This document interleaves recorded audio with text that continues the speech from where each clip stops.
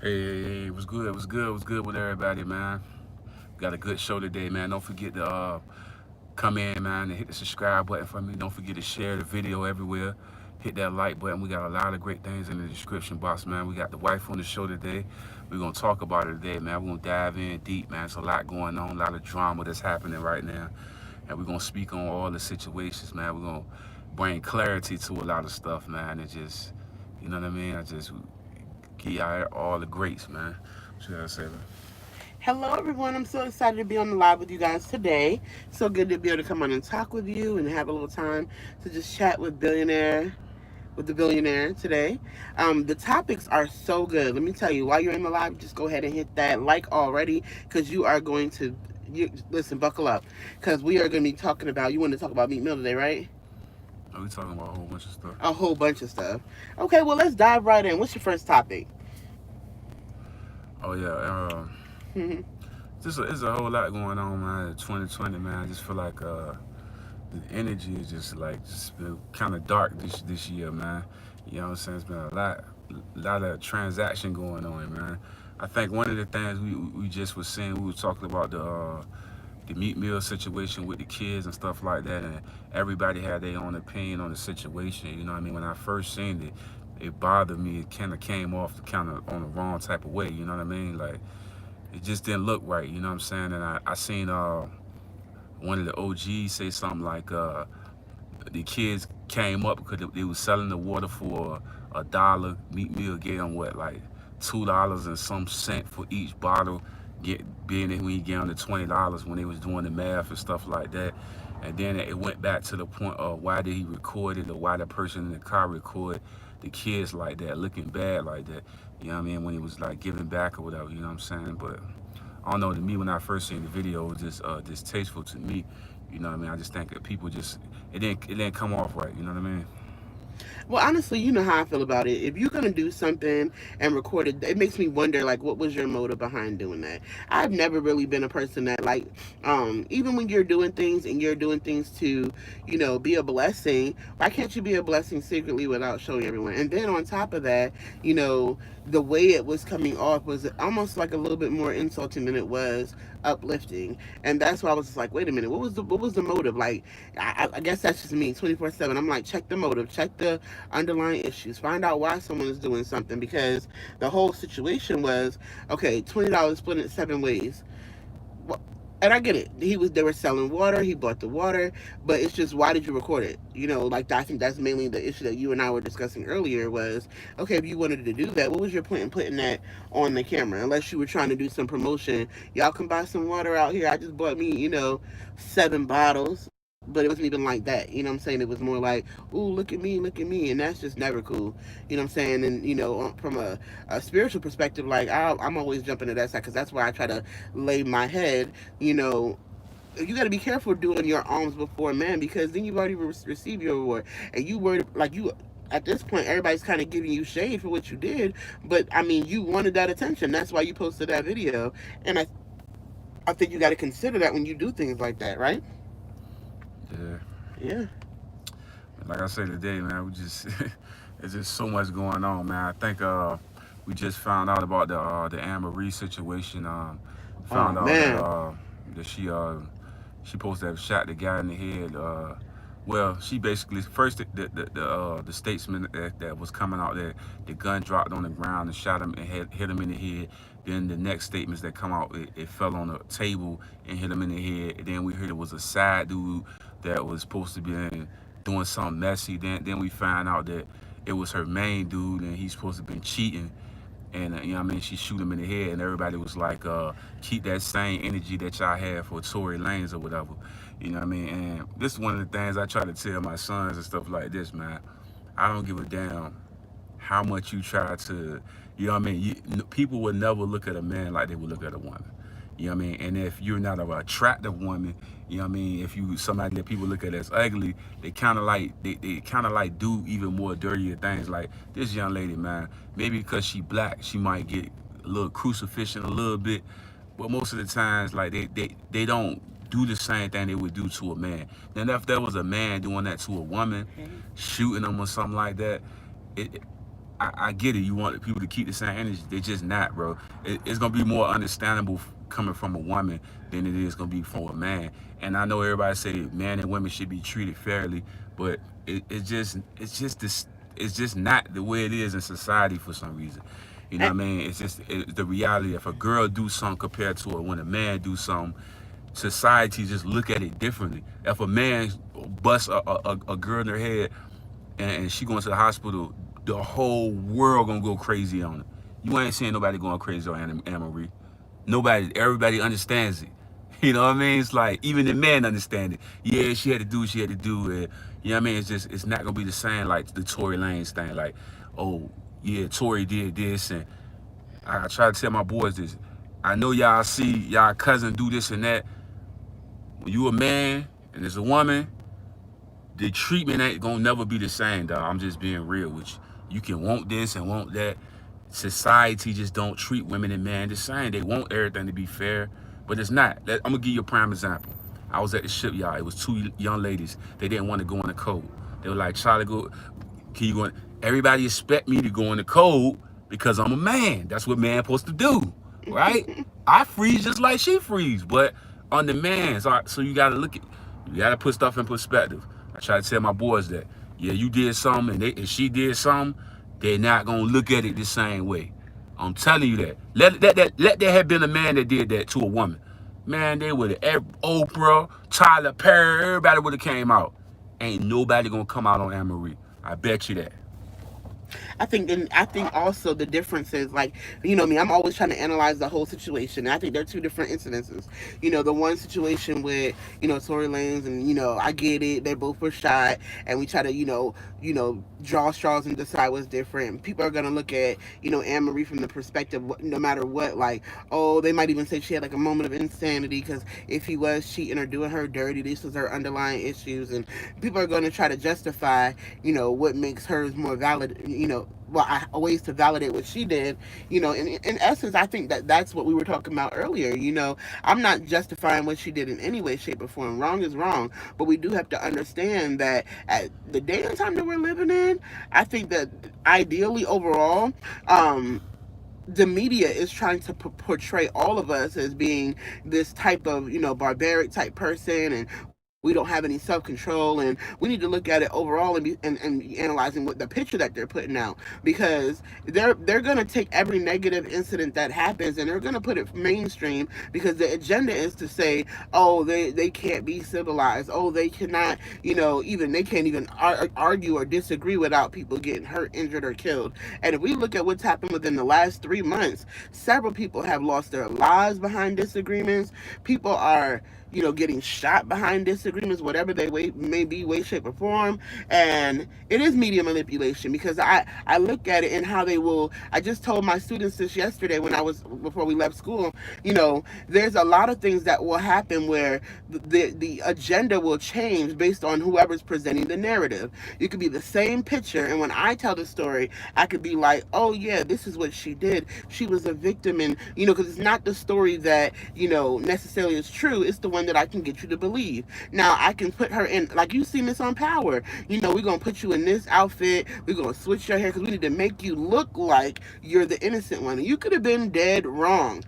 Same thing with the man. I'm saying he could be the actual overall better person. However, and then when they look at, like, for instance, these parenting conflicts and the who do we put the kids with, they look at this person and they see him, for instance, and they go, oh, he looked like he's probably this and he's this and that, and it's like he's none of those things. I remember we were in a church service one day and he was sitting there just being regular, and the man says, you know what, you look you look like you one of them angry ones, and he doesn't say anything. He just looks. He's like, yeah, I know you don't even want to play right now. You don't even want to talk, and he doesn't want to play. He doesn't want to talk. However, if you ever really know Charlie just don't talk to anybody. He talks. He's just a quiet person in real life, outside of when he's online. So that's them just outside looking at his outer appearance and trying to analyze. Oh yeah, we know this about you. No, you don't know anything. And I think when it comes down to the Anne Marie thing, whatever story they can sell, especially the one that, if it makes her look, innocent, she probably could have legitimately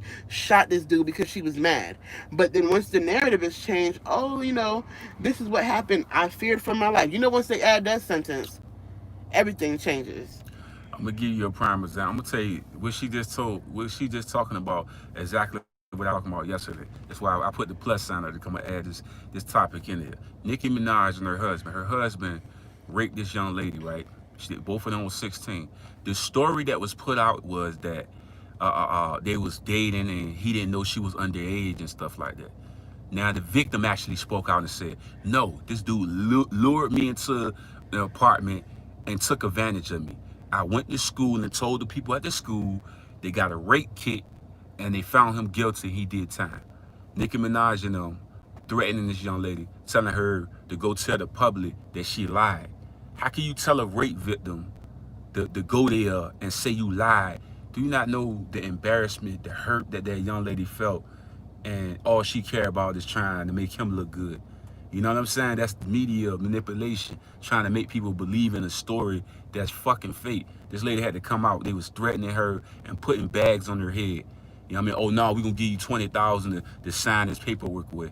How can you talk to a rape victim and like it's some type of record deal or something? This person was raped and taken advantage of, and you playing with it. You know what I'm saying? So like, I don't get that. That's despicable to me, man. She had to come out on social media and let people know that, you know what I mean, that's what they was doing behind the scenes. I just feel like, damn. You know what I mean? I just feel like, how ugly can a person get with those type of situations, man? I mean, you think about the situation with like people who are innocent, but they end up being because in a jury of your peers, it's so ugly how this world has become. Because for instance, like the girl who filmed the what was it? Was it the George Floyd situation? And then they started attacking her for filming. Oh, you was just filming. You should have been jumping in. I mean, honestly, if you think about it, with my daughter or your sister or your mom, if she'd have jumped in, how can you like actually say she wouldn't have been the next person?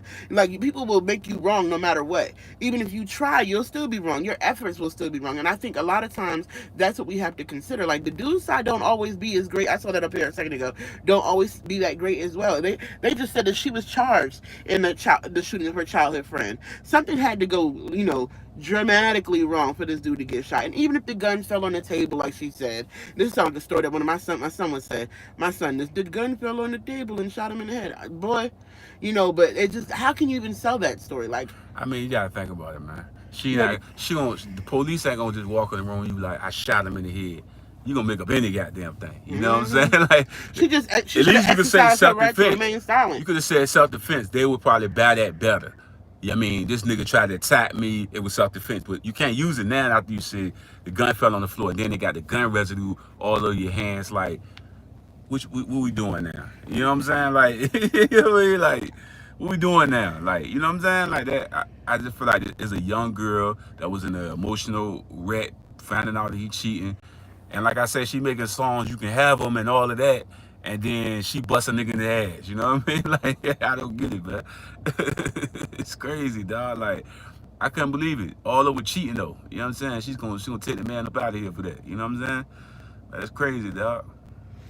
Yeah, I was just saying earlier, not justifying the means, but we do have to consider that a lot of times in these situations, especially depending on how people were raised or what situations they grew up in, or whether they had, mentors to get them through losses, or people breaking their hearts, that taught them, that this will happen in life, and you will have incidences where people are going to break your heart or hurt your feelings, and you can't just get enraged and want to kill them, and I think that that's where a lot of things will go wrong, because when, like, for instance, with the cheating, not justifying it, but a lot of times people don't realize in these levels of commitment, and when people's hearts and their feelings are involved, they will get to the point where they will. That's how you see so many episodes of Snapped. I remember when I was, with my ex-husband, I was watching way too much. I almost got away with it. Like, I had to stop watching. I had to stop watching Snapped. I had to stop watching, because for a while I was like, you know what?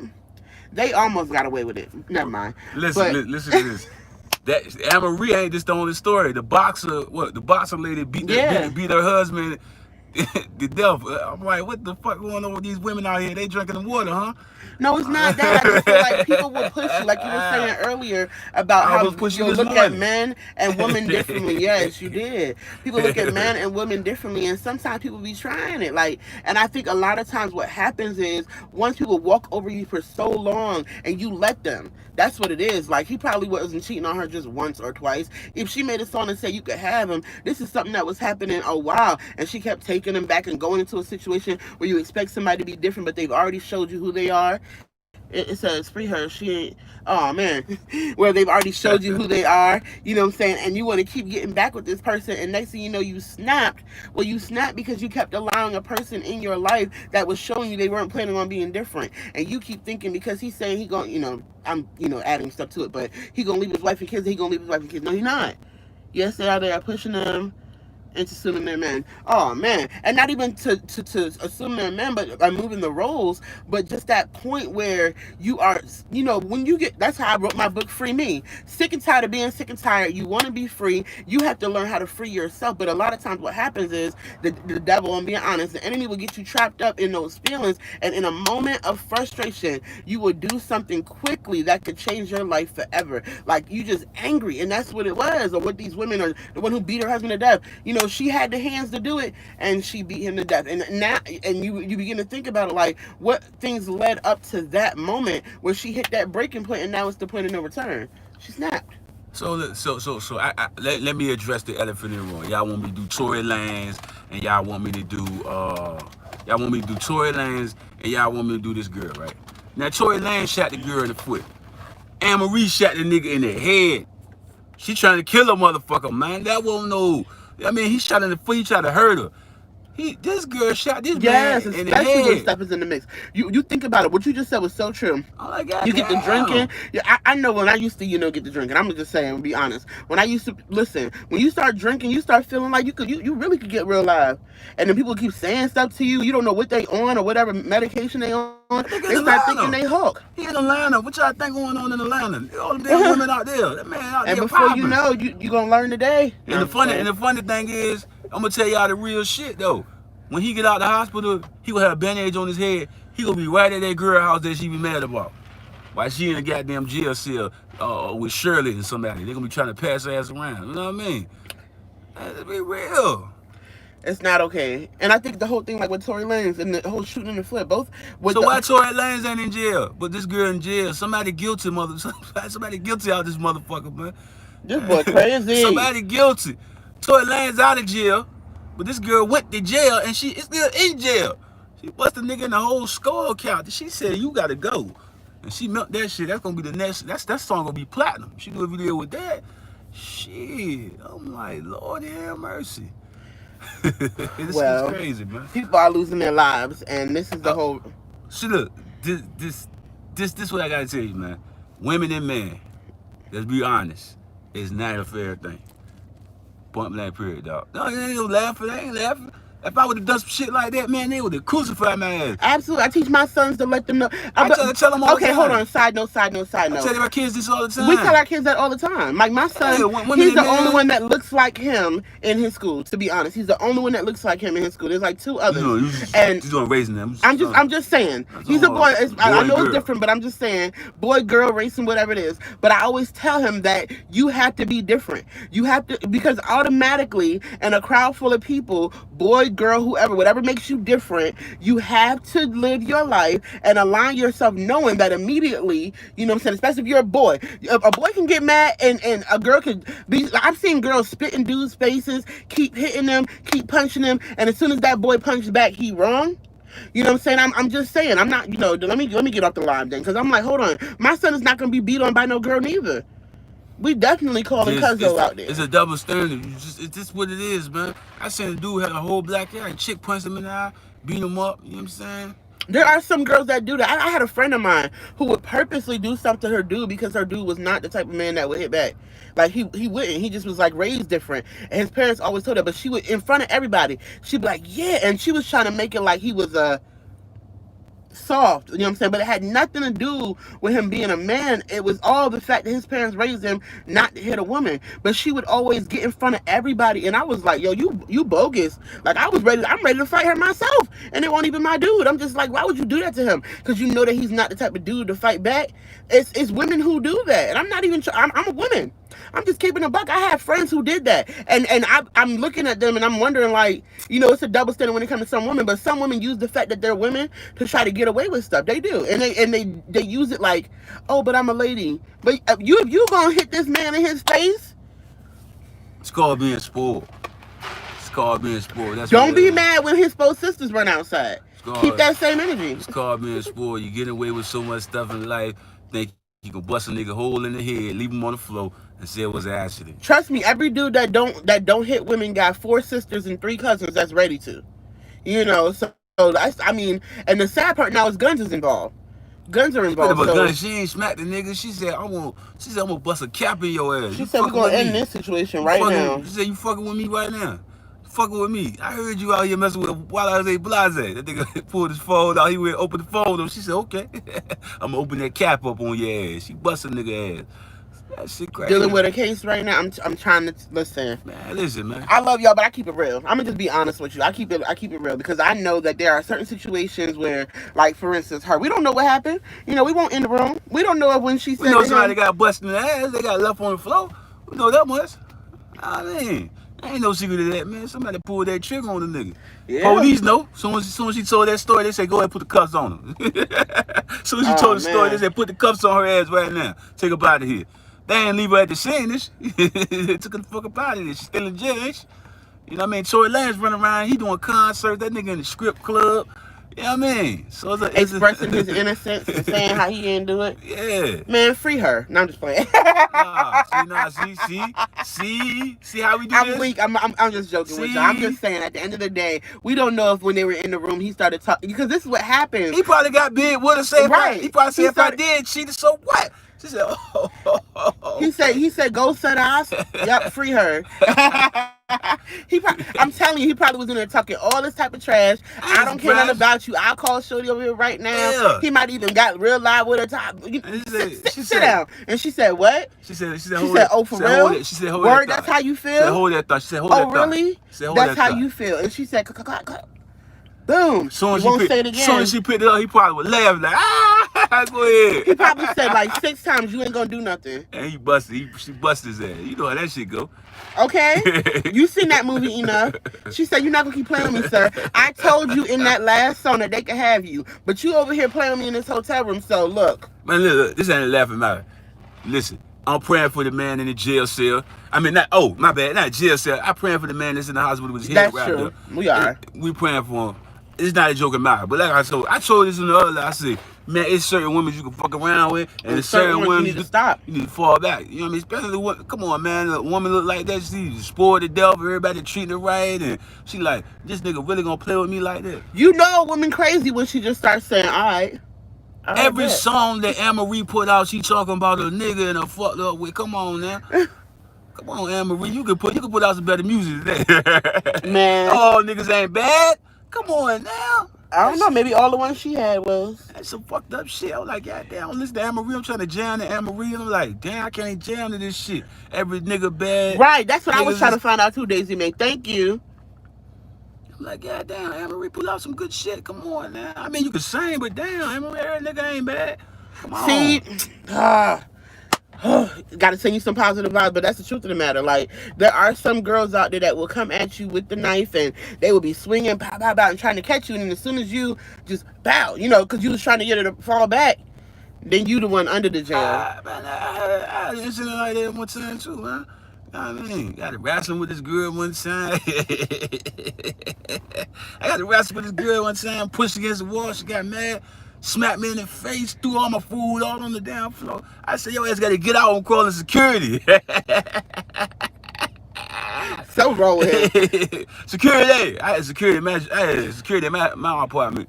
You know what I'm saying? But I did say on a true note though, we have to consider honestly, you don't know what's gonna cause somebody to snap.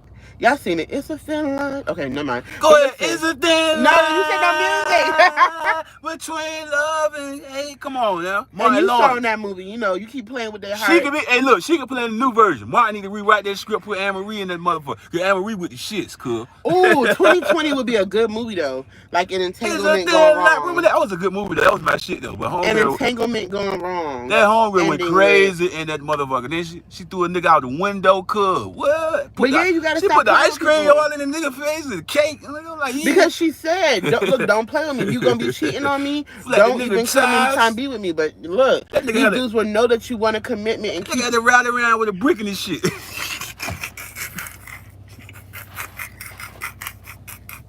He had to ride around with a brick in his. Come on now. Anne This Marie. dude crazy. Anne Marie, come on. It ain't there's a thin line between love and hate out this motherfucker. But it's the truth of the matter. Like, don't keep playing with women's. Don't keep playing with their heart and expecting them not to be ready to do things or having, you know. If you don't want to emotional lose side. your skull cap, don't play with these women out here. They busting caps in niggas' ass. I'm like, damn. That's Anne Marie. I said that's some bullshit. That's some somebody put some This candy is paper. not the year of cheating. I was like, damn, she busted the cap in that nigga ass. They said what it was about. He cheated on her. I'm like, damn. First of all, nigga But get it says slapped. childhood friend. So that's the part that got me all the way. I was just confused. Like, childhood friend that he cheated on. So like y'all was like, if y'all hadn't Niggas established, nasty, man. These, like, cut buddy. man, niggas nasty nowadays. Them motherfuckers. That's why I say if I had a wife or a girlfriend or anything like that, and they talking about something, they got a friend and shit. Yeah, I'm looking at the phone. Yeah, she's still looking at it. I'm yeah, I got a friend. Yeah, I know. I got a fist too. This dude crazy. Everybody got friends now. You know what I'm saying? You got to watch gay ones and everything. I seen one time the gay dude kissing on the girl. I said, what the fuck is going on, man? The gay guy. What are you talking about? Bisexual. He was kissing on the girl and everything. Oh my goodness. It's 2020 though, and I really believe the whole thing that happened with Anne Marie is the fact that she I was snapped. at the bus stop one time. The gay nigga, the gay dude, Right. OMG. Thank he you, was bisexual. Michelle. He kissed a girl. He want me to come on the line with him, and now he going all the way over to in the left. And y'all know I'm a slap. So okay, some more stuff going on. Jim Jones and Max B, right? So Jim Jones can't forgive Max B. You know what I mean? He's still holding on to the grudges from back in the days. Now I know Max B did some fucked up ass shit back then, and he fucking with a counselor. Counselors don't let shit go, man. They just like Virgos, man. Virgos don't let shit go neither, dog. You know what I'm saying? You tell the Virgo something, they still be bringing up the next day. When you said this. Look, Jim Jones has no plans to work with Max B. Okay, when he's released from prison, it's just what it is. Okay, so like, and I'll Pooh let that be. Sims out here saying the man got paperwork on him, man. If you going around ratting, do things, them zones, you know, 50 was calling Jimmy a rat, but I don't think Jimmy really a rat, you know what I mean? I just think 50 was just fucking with him, you know what I mean? But they can say Max B out here got paperwork on him, man. Everybody's saying that. They throwing paperwork on Max B. And now Max B say you apologize to Jimmy. I'm like, I don't know what's going on, man. Sometimes they say you gotta forgive and move on, but oh man, I don't know. Sometimes I forgive people and stay the hell away from them. I think that's what Jimmy doing. I'm gonna say I forgive you, but I'm gonna get the fuck out of here. You know what I'm saying? I'm done. I forgive a nigga, but I don't want to be in the spot and I don't want to blow this bitch up, you know? Let me just go Go ahead and hit that like button. I'm just lying to the right on the nigga ass. You know what I'm saying? Like, life is crazy out here, man. I'm trying to tell y'all, man. I've been through hell and back again, and I'm still here today, man. You know what I'm saying? For real. After I tell my grandkids I made it through 2020, they gonna be like, damn, bro, you like a Stone Age caveman out this James, man. You was back there with dinosaurs walking around. That's how bad 2020 is, man. Every single day you hearing about something happening, man. Every day, man. Every rapper, nigga get popped in the leg, niggas getting passed away. I'm like, man, dude literally went to the nigga grave site, pissed on his grave site, and put GDK on it. Too much. How you do that shit? He went to the man grave site and pissed on the grave, dog. Too much. Who does that? That's like some crazy shit. Like, you gotta be mentally fucking retarded, man. And posted it all on Instagram. Everybody looking at the shit like, this man pissed on the man grave and fucking wrote GDK up there. The family came out and said it wasn't real. And I don't know if it's real or fake. But if he caught chasing like that, damn, niggas man's fucked up in 2020, man. Pretty much. But anyway, I was trying to figure out where we went with that one. We were talking about, I don't even know what they said. I missed it. But we were talking about Anne Marie. And do you believe there's a double standard when it comes to men and what happens if a man does something or what happens if a woman does something?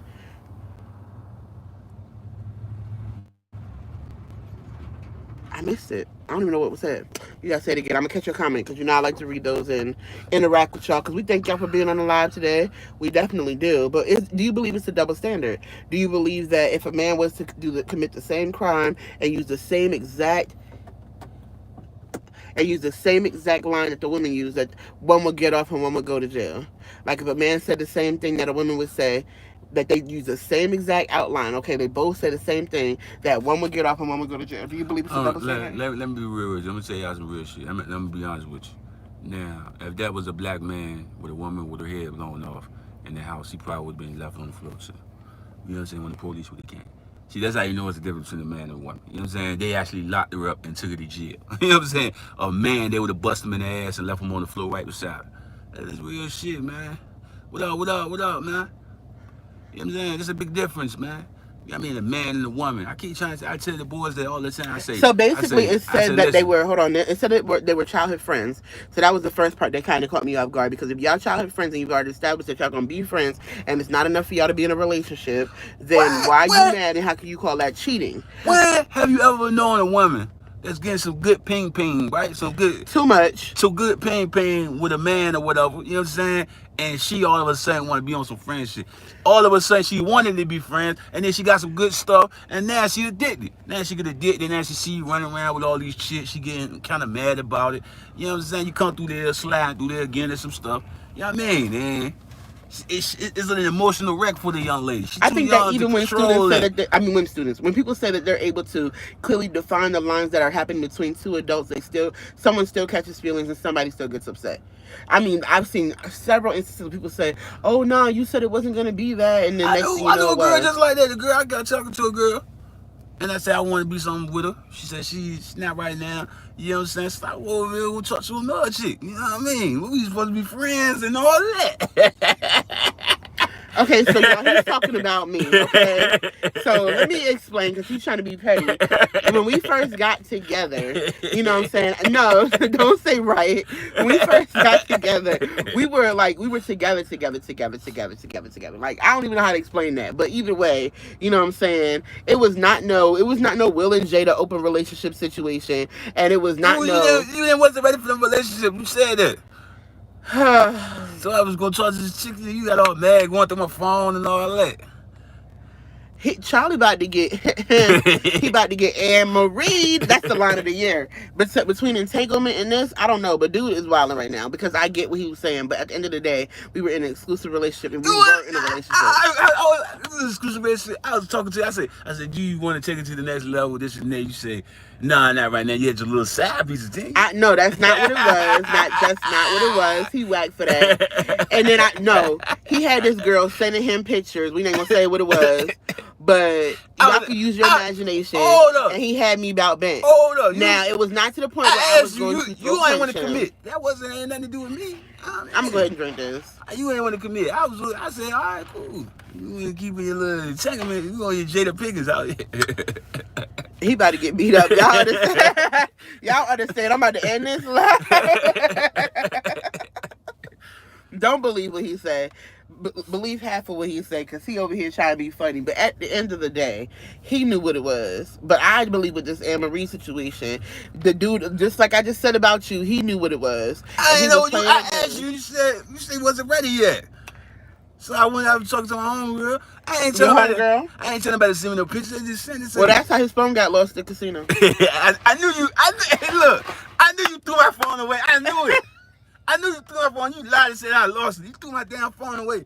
No, I didn't. Don't believe that. I was looking for my phone. I said, man, my phone gone. Do y'all think I threw his phone away? I said, babe, my phone gone. I said, I don't know where my phone go at. And this thing that was gone. I had it. I had it on me. She got thrown.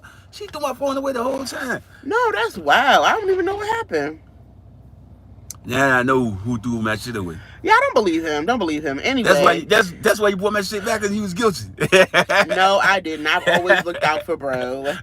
He over here. Yo, ass guilty as hell. He over here acting crazy. I kept saying in the casino, I said, man, I know I just had my phone on me. I don't know what just happened. The dude was playing games. Look, free her, because he was probably in there talking big trash like this one right here. No. That ain't right. They No, said we praying for him. No, they we do pray canceled that he Tory makes a Lanez speedy ass recovery. for shooting somebody in The the crazy foot. thing is when he makes his speedy recovery, his perspective on the situation is going to be interesting. Like whatever he says You is going think to he gonna have me tell the like police? He might have did tell the police he because might. somebody talking because they a lot of information coming out. You know what I'm saying? I'm like, damn. Like a lot of information. Yeah, we was ex-boyfriends. Yeah, we was sleeping with each other.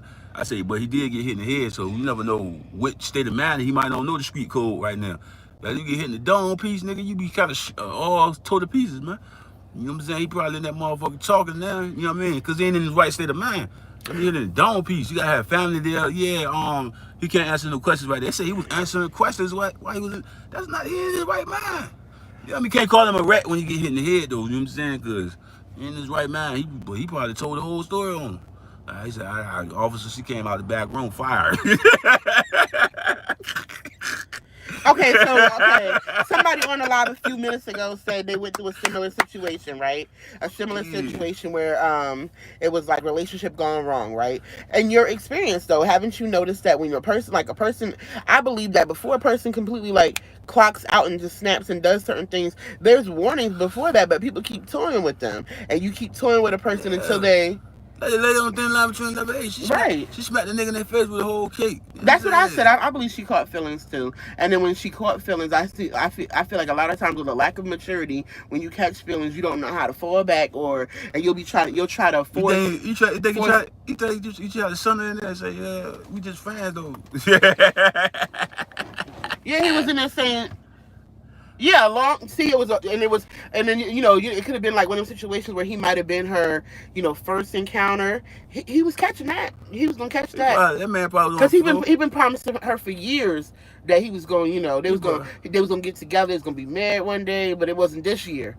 And I added that. I can imagine that nigga. He on the floor. He still able to talk. He like, Anne Marie, you really did this to me. Officers come in there and say, officer. The girl came out the back room. She started firing shots off at me, nigga, man. Because get her ass up out of here. I'm telling you, man. She was talking about him and all her songs. Right, that's what I'm saying. Oh, that's the same dude. So that's what I was trying to say. Like, if she wrote a song and said you can have him, and the next thing you know, y'all in a hotel, dude, you playing with her. Because why you keep showing up? You showing up because you want whatever you in there for. Nigga probably came in there late and everything. Said, man, yeah, I just came over there from my homegirl house. He said, where you go from? He said, I'm about to go to the back room real quick. She came out like the Matrix. Pop, pop, pop, pop, pop. Like, god damn. No, the gun hit the table. Man, that's her story, and she's sticking to it. She must got some John. She got some goddamn what you call it? She Matrix had the gun tricks. like this and then it dropped John's and hit the Bond table. or James Bond tricks. Pew, pew, pew. They don't mock me up. I don't want none of that Anne Marie over here. Don't mock me the hell up. Hell nah. Don't mock me the hell up. No, that shit up all. She ain't John Wick. John Wick. I had to read it like that. Yeah. No, for real. She said the gun fell and hit the floor and then it bounced on the table. Pew, like that. Y'all didn't see that? You gotta see it. Hey, look, she had that perfect bounce though. She did that perfect bounce. Nigga, you fucking with me. Bam! She had the perfect bounce on the nigga ass. Boom! Have you ever seen those like forensic shows where and they're like, well, the gun angle in order for him to be hit in the head. That's what I was saying. And she's like, well, first it hit the table, then it bounced up, it hit the wall, Anne Marie and created was that behind angle. the sink and she had a perfect angle. And she bust the shot off at that nigga ass. She said, Wouldn't y'all be like I wouldn't be surprised if we find out like she had set the whole thing up. I see these shows called Snap where she invited him to the hotel. Like, come on, let's. Oh, so you thinking that was the other girl on spot? And he just came in there. So, you looking for Keisha? We'll never know because her story right now is sounding real crazy. You looking for Keisha? Okay. She got to get my son to tell her how to tell stories. She said, "Sit your ass down right here to tell. I need to talk to you. Sit down. She got the gun on the table. It's okay. I need to talk to you. See that? Who came up with that song earlier? It says Chicago took another L. Listen, I'm a real beast with the singing. What she talk bad about niggas on every song though? I can't do every song. She talking bad about a black man. Come on, man. I can't listen to that shit. We let Mary J get away with it. Now we're gonna let Anne Marie do it too. Oh, you're not gonna do that. Mary J got away with it for years talking bad about a black man. He's not gonna do that. He's about to get canceled. Mary J did it for years. With that Mary J, Keisha Cole did it. You know what I'm saying? Come on, man. You gotta be happy. We got some good men out here. First of all, Mary had already said I was your lover and your secretary. So damn. It was not fair for her to be, not even a main joint at the time, working every day of the week. You know what I'm saying? She was at the job when no one else was there, helping him get on his feet. That was 11 years. And Mary J should have said exactly what she said. God damn, We're not going to do that to Mary J. Mary J talk about niggas just like Anne-Marie and Keisha Coles. Y'all talking about niggas making dope music. I don't want to hear that shit. I want to hear some beautiful music, some beautiful Anyway, sound. y'all, on a side note, I believe that, Anne-Marie was... And then we know who R. Kelly be talking about his song. No, we're not doing this. We know who he's on. I can't even listen to those songs the same anymore. Those songs was a whole wave, and then all of a sudden it's like, I don't know if I'm supposed to be singing this. You going half on the baby? Oh my God, you with a baby going half on it? I don't know what's going on. That nigga kills off the chain. Oh man. What's the next topic? Because Billionaire going left. Man, these this is why he asking someone to live. These women out here tripping out, man. And what you mean these women out here tripping out? Out here tripping out, everybody. Look, whatever. What they call their medicine again? What they call Valium. They need some Valium out here. Hey, baby girl, come here. I got some. I ain't gonna Bill Cosby you when I'm gonna give you this little Valium pill to calm your little However, ass down. dudes can just sit there and keep playing all the games they play, and they expect nothing to happen. Yeah. Real, they need some Valium out this motherfucker. Niggas lost their goddamn mind. Niggas talking about they don't want to go to therapy. Pause. We're gonna pause him. I wish I had a remote control. So it says right now he is suffering from a bullet wound in the center of his forehead. And it says an exit wound near the left of his temple. It says that despite losing a lot of blood, he was somewhat responsive and able to answer questions when officers arrived on the scene. So he was talking. It says he was rushed to Grady Memorial Hospital where he remains in critical condition. So he was shot in the middle of the head and an exit wound came by his temple. Damn. Wow. And he was able to talk. That's called God. I'm telling you. You're here for a reason now. That right there shot him in the head and that came off a table. Is you serious, cuz? What kind of gun trick she done learned to go in the middle with a nigga skull with hit the table? What that happened? Come on, man, that's some bull. Well, the officers say when they got to the scene, she was screaming hysterically, trying to find out if he was gonna be okay. They later found 2 shell casings and a hole in the door. 2 shell cases. She was on that nigga ass. God damn. And Marie said, pop, pop, pop. She said, what, nigga? And Marie don't play no games, boy. You better calm down. You better tighten up. Chicago out here. You better tighten up. She ain't playing no games. She put 2 rounds in that at the home.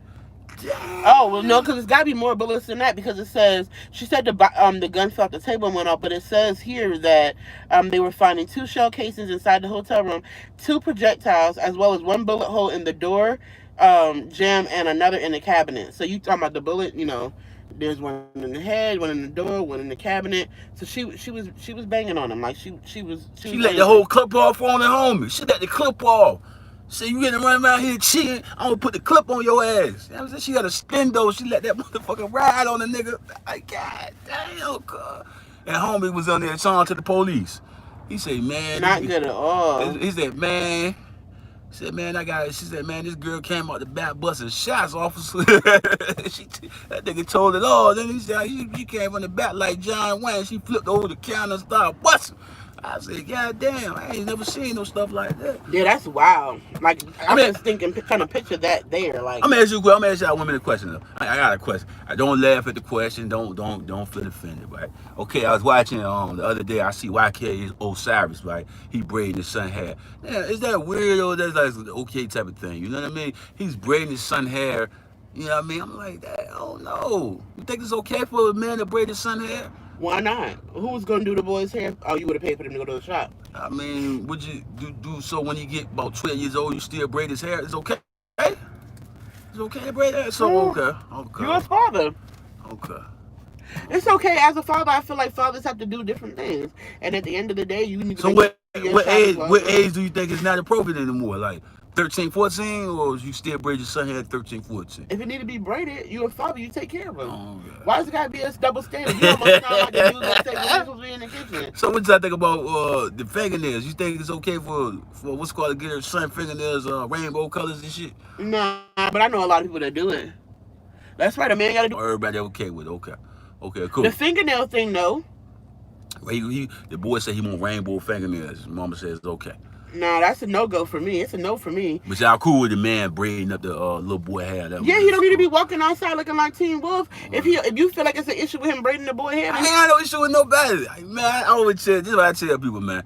I say you love what you love, you do what you do. You know what I'm saying? Whatever you like to do, that's on you. You know what I'm saying? no, the boy need his hair braided, and his daddy is doing what needs to be So done. basically, when YK Osiris go to jail, every man that's in there that need his hair braided better go over there to YK You going Osiris. left. That's not his son. Is every man in there his You know son? what I'm saying? YK Osiris know how to braid hair, so he go to the cell. Y'all, when I see a nigga with cornrows in his head, I'm gonna know what's up. You know what I mean? Yeah, YK, stop. YK Osiris a beast with it though. I ain't gonna lie.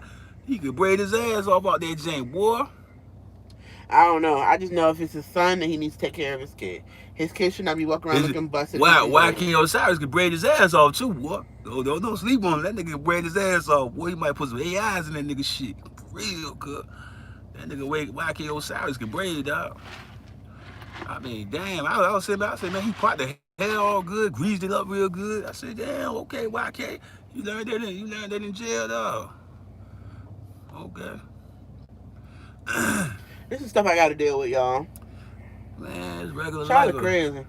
Regular life. You got, you know what I'm saying? It's crazy out here, man. Like I said, I seen everybody going crazy on It says Dirk low key plotting.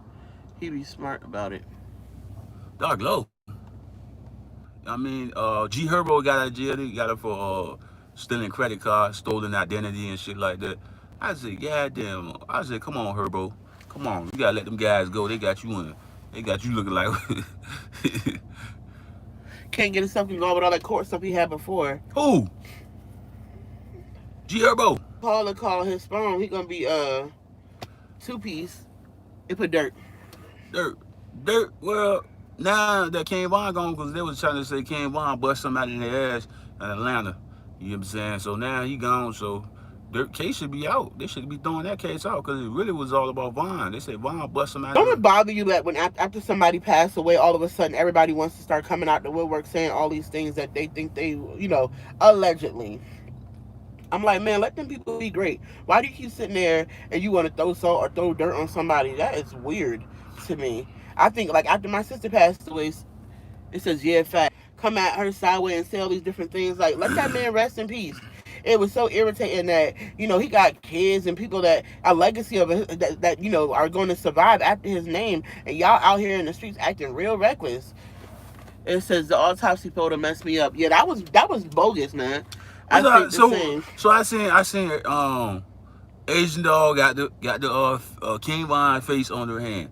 And the internet went crazy on him. Said, hope she ain't gonna beat nobody stuff off with that face. I said, with that hand. I said, God damn. The academics came out. Everybody said she clout chasing. Cause King Von wasn't with Asian dog when he passed away. When he left. They had a beef, that issue going on. You know what I'm saying? She was doing songs with NBA YoungBoy. She said people are crazy. Indeed. I seen that on Facebook. They say that's me. I hope she don't beat nobody. She don't beat nobody off with that hand she got with. She got King Von hand up, face on this shit. And then everybody mad about that stuff. The peeps, like his sisters and them ain't really saying too much. But the guys that hung around King Von don't like the fact that Asian dog got this hand thing on the shit. You know what I mean? I think it's behind the scenes stuff going on with that. You know what I'm saying? Cause I'm confused with the Asian dog thing. Cause I'm like, she's saying one thing, but we seen. Yeah, what's what? We just seen NBA YoungBoy play Condo Rondo whole song at this concert. On top of that, he played Dead Trolls at this concert. That nigga, I like, what the hell is going on, man? I'm confused as hell. Michelle Internet said I think she loved him, and I think Shad said, yeah, that's too far. But yeah, she probably did love him.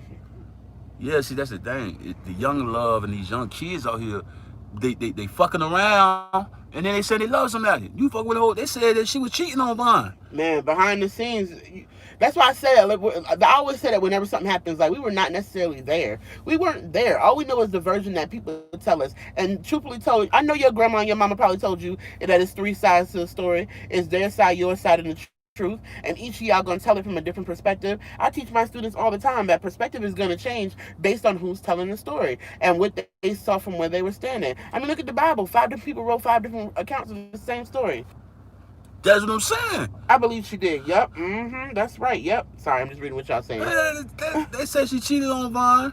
She was messing with NBA Youngboy and them boys. You know what I'm saying? Then, everybody try to throw it off like it wasn't real. You know what I'm saying? Exactly, Shad. Based off perception, you can be the hero or the villain, and it depends on who's telling the story. And you remember, if you think about it, if a person is a part of your squad, they're gonna repaint the picture for you to be the hero. If a person is on the contrary team, they're gonna repaint the picture for you to be the villain. And a lot of times, you can take the same picture and recreate the narrative, and I can tell the story like, oh no, that's not what happened. And if people believe me, enough people believe me, they'll begin to spread a rumor that's not correct. That's how it happens. That's what we saying out here because I got confused. I felt sorry for the Asian dog. She was crying on the live and stuff like that. And then she said she spoke to the dead and she talked to King Von. She got his last words. His guys wasn't really holding him down and shit like that. So like the manager said she a nut. She going crazy. She on some clout chasing shit. You know what I mean? So DJ Academics come out and say she nutty, she clout chasing. And then I sat back and I said, no, I don't believe she a nut. I don't believe she crazy. Just because she talk to dead people don't mean she crazy. There's a lot of people talk to dead people. They have relationships. They got a little Ouija board and stuff like that. They talk to dead. That's cool. I ain't saying she crazy because she talk to dead people. I had her back. And then Unspiritual. That's the word, nigga. Unspiritual. I had her back until I seen NBA Youngboy play that Quando Rondo song and NBA Youngboy played that damn Dead Trolls. Then I sat back and said, hold up. He played that song at the Man Death. Come on, man. That's some fucked up shit. You know what I'm saying? Like, then I'm like, hold up. So I just thought she just said they had no beef. I'm confused. Now they got songs together and all that. So NBA Youngboy will put out a song with King Von pretty soon. I'm confused. The industry got me fucked up. I'm lost, man. I'm losing my head because I don't know what's going on. I'm confused. I was riding with her. I was riding with Asian Dog, so I just seen that concert, bro. It's disrespectful. They played Trolls. They played Dead Trolls. Y'all say the nigga perform it. They had Quando Rondo song on and the story, and niggas was singing it on the stage. Everybody, the crowd, everybody was singing that shit. Like it wasn't about Vaughn. Like, come on, man. Come on, man. Disrespect is disrespect, but you know what I'm saying? I don't get the chemistry. And just like the video that we had did not too long back, you got people out here that's willing to end your life and others over disrespect. Like y'all, I don't get it, man. I mean, maybe it was a misdirection. You know what I mean? Somebody the DJ just threw it on, and was that random? You think it was random? Nothing's ever random. Quando Rondo song come on at their concert. That wasn't random, or that was some normal shit, and everybody knows what the song is indicating. Everybody know that King Von's most famous song and what made him big was Crazy Stories. Quando Rondo, the end of the story. Like, we not getting it, or we lost, or I'm like, I don't. So why would a nigga play that at his concert or have a nigga or a DJ playing that type of shit? Be an adult. I don't know, man. I don't know. I'm just lost. You know what I mean? I just said I'm riding with Asian. I'm riding with Asian Dog. I was riding with Asian Dog to that, man. I just don't know why I'm trying to figure out do she know the truth, or maybe she don't know the truth? Because there's something there. I don't know what it is, but and then don't think about it. Fredo Bang don't fuck with NBA Youngboy, and then you see Dirt with Fredo Bang at the concert. What was that about? Fredo Bang was with Who was that? Okay, Shad, that's what I was saying when we did our video not too long ago. We keep talking about the fact that there are times when you need to maybe go back and be in the community you came out of for just a season. But if you had that kind of money, why do you keep going back in environments that's going to land you into some issues? You already knew the environment. That's why you got out.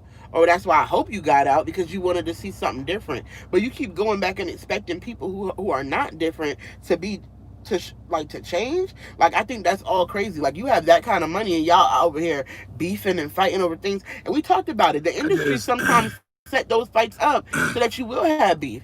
I'm gonna give you a prime example why those guys go to the hood. Right. It's the equivalent of this. Listen to this. You have a beauty pageant, right? And you have all these beautiful women there. When you look at the people in the beauty pageant, what we say in our mind? They all just beautiful women. King Von or have all these celebrities. They just celebrities at that point. all together. You know what I mean? But if you go to the hood, you a lot bigger to people because it's not like the normal thing. I'm saying it right. You get what I'm trying to say. You Keep know what I going. mean? It's the energy from that. You know what I mean? It's like Yeah. you had the beauty palace, everybody look good, and you know what I'm saying. So it's like now you put that pretty girl around a bunch of ugly people, and everybody, you know what I'm saying? They it's a different vibe, man. Basically, you know what I mean? You put King Von in old block, he got all this money and stuff like that. He go around Jay and all them niggas got money. So he's not really the feeling ain't the same, dog. That's what I'm trying to say. It's like you got all these NBA players and shit like that. You know what I mean? It's not the same, man.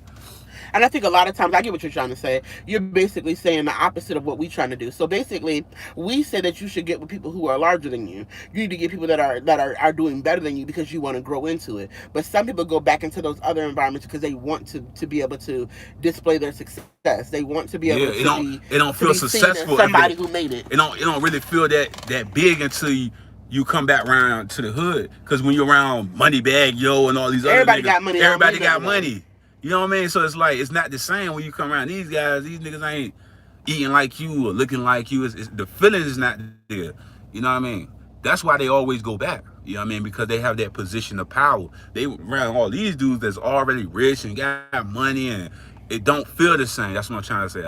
Maybe y'all got it. Maybe y'all didn't get what I was trying to say. Now we get it because I feel like me as a person, I try to be around people that are all doing better than me because I need to be in your presence because maybe you're gonna drop a nugget that'll let me know how to get to my next level. But there are people who really got an opportunity to get out of the circumstances that they were in, and now they want to just keep going back, tell mama I made it. You know what I'm saying? So we got it. You know what I'm saying? Or they want to keep going back around there, the young boys or whatever. You a boss and you a boss. boss in that group, and then when you go to the other group, when you talking Jay and all them other niggas, you just another person with a little money. You know what I'm saying? Like it's different when you go back to the hood, cause now you a boss now. But when you start putting niggas like NBA Young Boy and all these other niggas, like that's who King Von had to go against as far as ranking. You know what I mean? You just another dude that's doing it at that point. You know what I mean? That's what I'm trying to say. Like, but when you go back to your neighborhood, you like a hero to these niggas, like Meek Mills and the 50 Cents. You know what I mean? So that's why they keep going back. See, that's what I was trying to say earlier. Side note, side note, side note. The Meek Mill situation when he recorded himself giving the kids the $20 and told them to split it 7 ways, he might have been trying to teach them a valuable lesson about, okay, well, you got to work hard for what you get. However, him recording it came up distasteful because they were looking at him like a hero. They were looking at him as somebody that was about to give them something that was going to be a opportunity. When they saw him, that just took me to a whole nother place. I got to come back. But a lot of times people will see you and begin to think that this is my answer.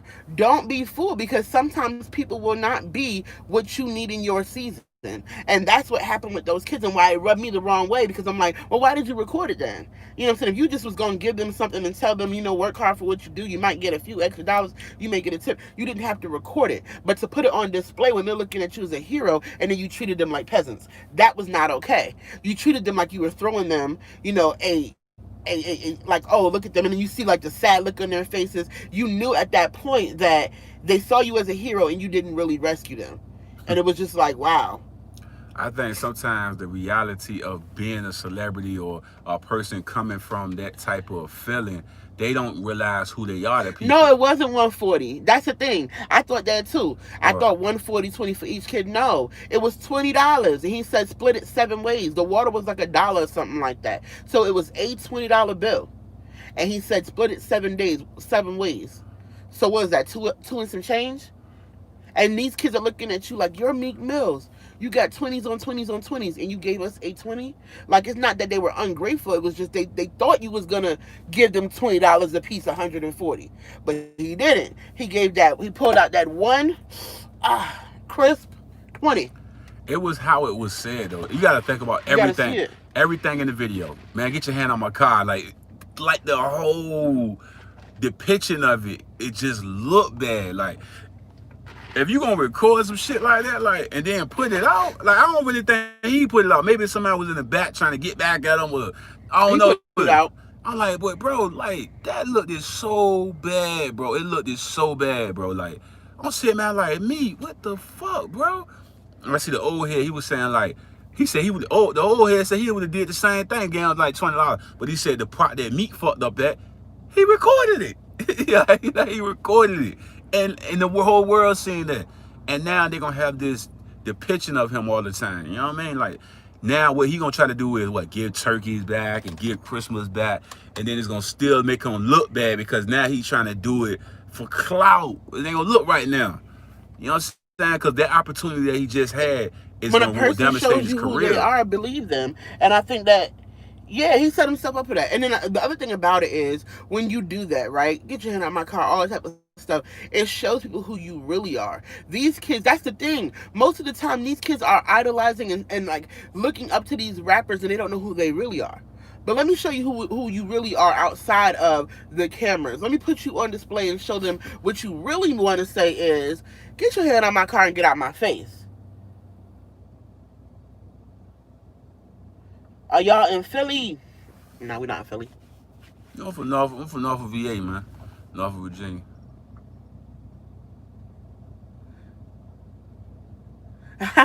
The Eagles, yeah, that's his team. Man, I've been an Eagles fan since middle school, man. T.O., you know what I'm saying? It's a valuable lesson, though. On the side note, I didn't mean to cut you off. I did, though. I apologize, but it's a valuable lesson. I always tell him, like, there was a time, on a serious note, like, he loves giving back to people, right? And then I think a lot of times people will analyze the situation. Like, I one time, he told me, you don't got to explain yourself, but I did. I'm like, I had to explain to them, we don't ask for money for ourselves. We give back to the community. And then so what he was gonna do is he was gonna make a video, because he was like, well, let's just show them, all the car full of trays and we passing out food, because there are certain people who will think, oh, you asking for money for yourselves. And it's like, no, we go on Saturday, he bakes up the spaghetti. The one dude had his hand so big, talking about some, oh, you must have some Italian in your blood. I'm like, stop telling him that. Man, my spaghetti is mean, though. Come on, man. The spaghetti is good. But so we were gonna make a video, but I told him, I said, don't make the video. You know what I'm saying? Our word, my I'm old. My word is bond. So if I say that this is what I'm doing with it and people don't believe me, I don't have to prove that to them. I'm gonna keep doing it with a good heart, because I will not do my alms before people, and I will not cast my pearls to swine. I will not be the person that says, watch me, I'm giving away food. That's weird to me. Well, that's the reason why I was doing the video. I was going to originally, this was a while ago, right? When I was going to do the video, because everybody will always say, you scam and you do this and do that. So Right. what I was going to do is show them the trade, show them everything that we was doing, so Right. they would have the stamp to be able to The identify truth. the truth of what we doing. You know what I'm saying? But like, that's the first thing they do. You black, oh yeah, you scammed this or did that. You know what I'm saying? So it's Right. like, let me show you. Let me show you where we at. But then it was like you embarrassing the people, and it's degrading to them for to do stuff like that. So I just say, you know what? The people that give, we'll use that, and then we just move forward with whatever we got. You know what I mean? Because I just feel like sometimes in And he's right, though. the world that we live in, you know what I'm saying? That's the first thing they think of is something negative about you Right. instead of something positive. You know what I mean? That's just how And it he was is. right. I didn't see it that way. To be honest, like when he talks to me, there's a lot of times, even though when when he's being goofy, he's being goofy. When he's being serious, he says some really good nuggets, because I didn't think about it like that. I was coming down like, you don't degrade these people, showing everybody you giving them a trade. Who does that? And then he was saying, nah, there's a sector of people out there who, no matter what, will not believe that that's what you actually do. So him creating the video was saying, when you give the money, I want you to see that your funds are going to a legitimate place. Like, we actually out here giving out 150 little lunches of spaghetti. And I didn't see it like that, because I'm like, I don't got to prove that. But you do sometimes. People are sewing into it and they want to see, like, oh, that was beautiful. I'm so glad you did that. So I learned that as well. I haven't found a balance It's like yet. a double-edged sword with that thing. You know what I'm saying? Because Hmm. it's like I told you, like anybody that's putting in an investment or doing something like that is, you know what I mean, they always want to see where their money's going at or what you Yeah, actually doing. You know what I mean? But like I say, it can be distasteful to the people that you actually giving the stuff to right. when you recording and doing stuff like that, and they all over the internet, and they didn't want to be depicted in that type of way. You know what I mean? So it's like you gotta have the sense and all of that for that, man. Because I just feel like sometimes it can be degrading. Thank you, Fly Campbell. Shout out to Fly Campbell. Thank you. He's He or she said, I'm on your channel because I can tell your energy good, for real, for real. I mean, even though when we're joking and playing, because we're just people, but, at the end of the day, it is good. And I think that that's where we have to realize, I believe, at the end of the day, you know, I, listen, even like he supports my book and my business and the thing I do with my young people, but I literally have this thing where it's like, okay, we're gonna try our best to give, like, we did a an event one time, and I'm like, man, we ran out, and I cried. I'm not gonna lie, I cried. I cried in the car. You gonna cry in the car? I cried. We ran out of stuff, and I was crying because one of the things that really like pierces my heart is when we get out here and there's so many people, and the last thing that I want to do is run out, and it broke my heart. So I had made a video. I'm like, look, when we're out here and we're asking for the donations, it's because I don't want to run out. I don't want to be in front of that family with the two kids and say I don't have nothing. That makes me want to like go home and like start all over again because when they talk about the harvest is plentiful but the laborers is few and the poor will be with us always, right now in 2020 people have been impacted in ways that we cannot explain. There it's deep out here, and I just I can't. Oh my bad, I meant to read the comments. It says, oh, okay. Thank you for coming back. Showing love.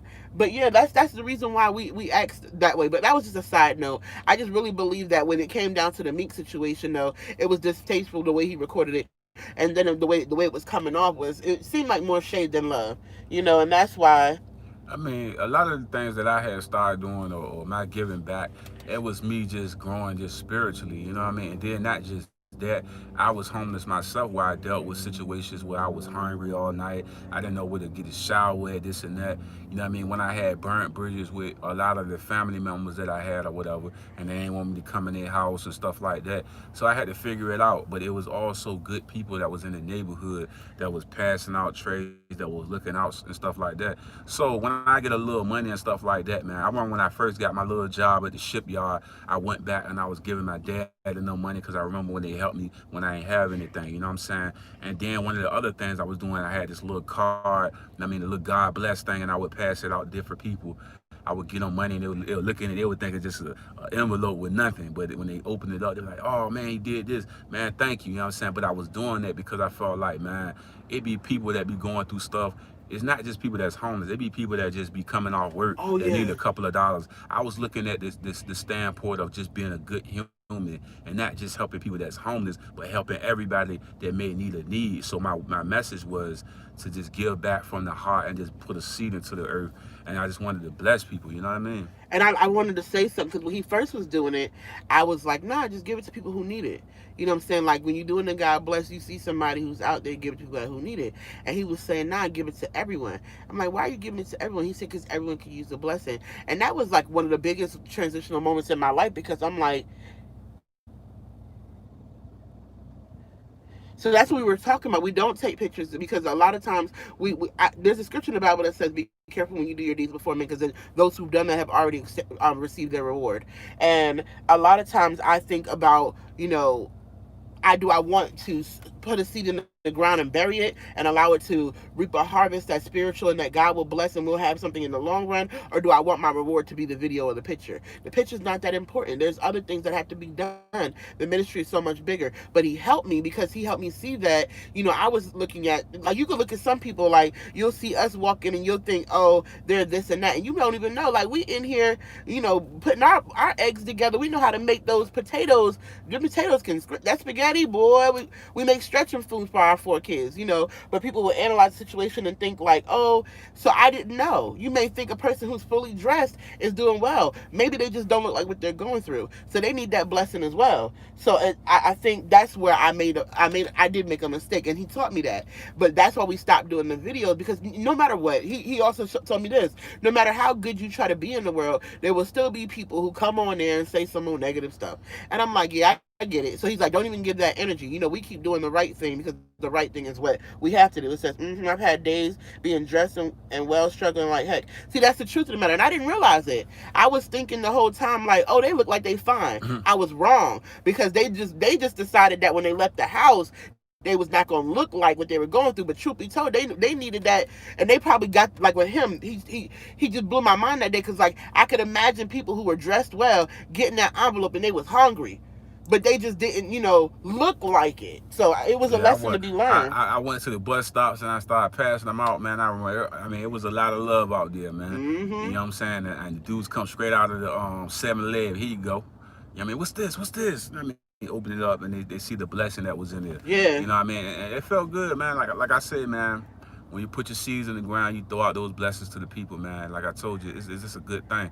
For me, it was just like I said, I experienced those days where it was like I was homeless and I needed like a couple of dollars or something to catch the bus to the temp service and stuff like that. And me, as a tourist man, got an ego thing. I got this ego thing where I don't like asking people for stuff. So when I do ask people for stuff, it's like the most disgusting thing in the world, right?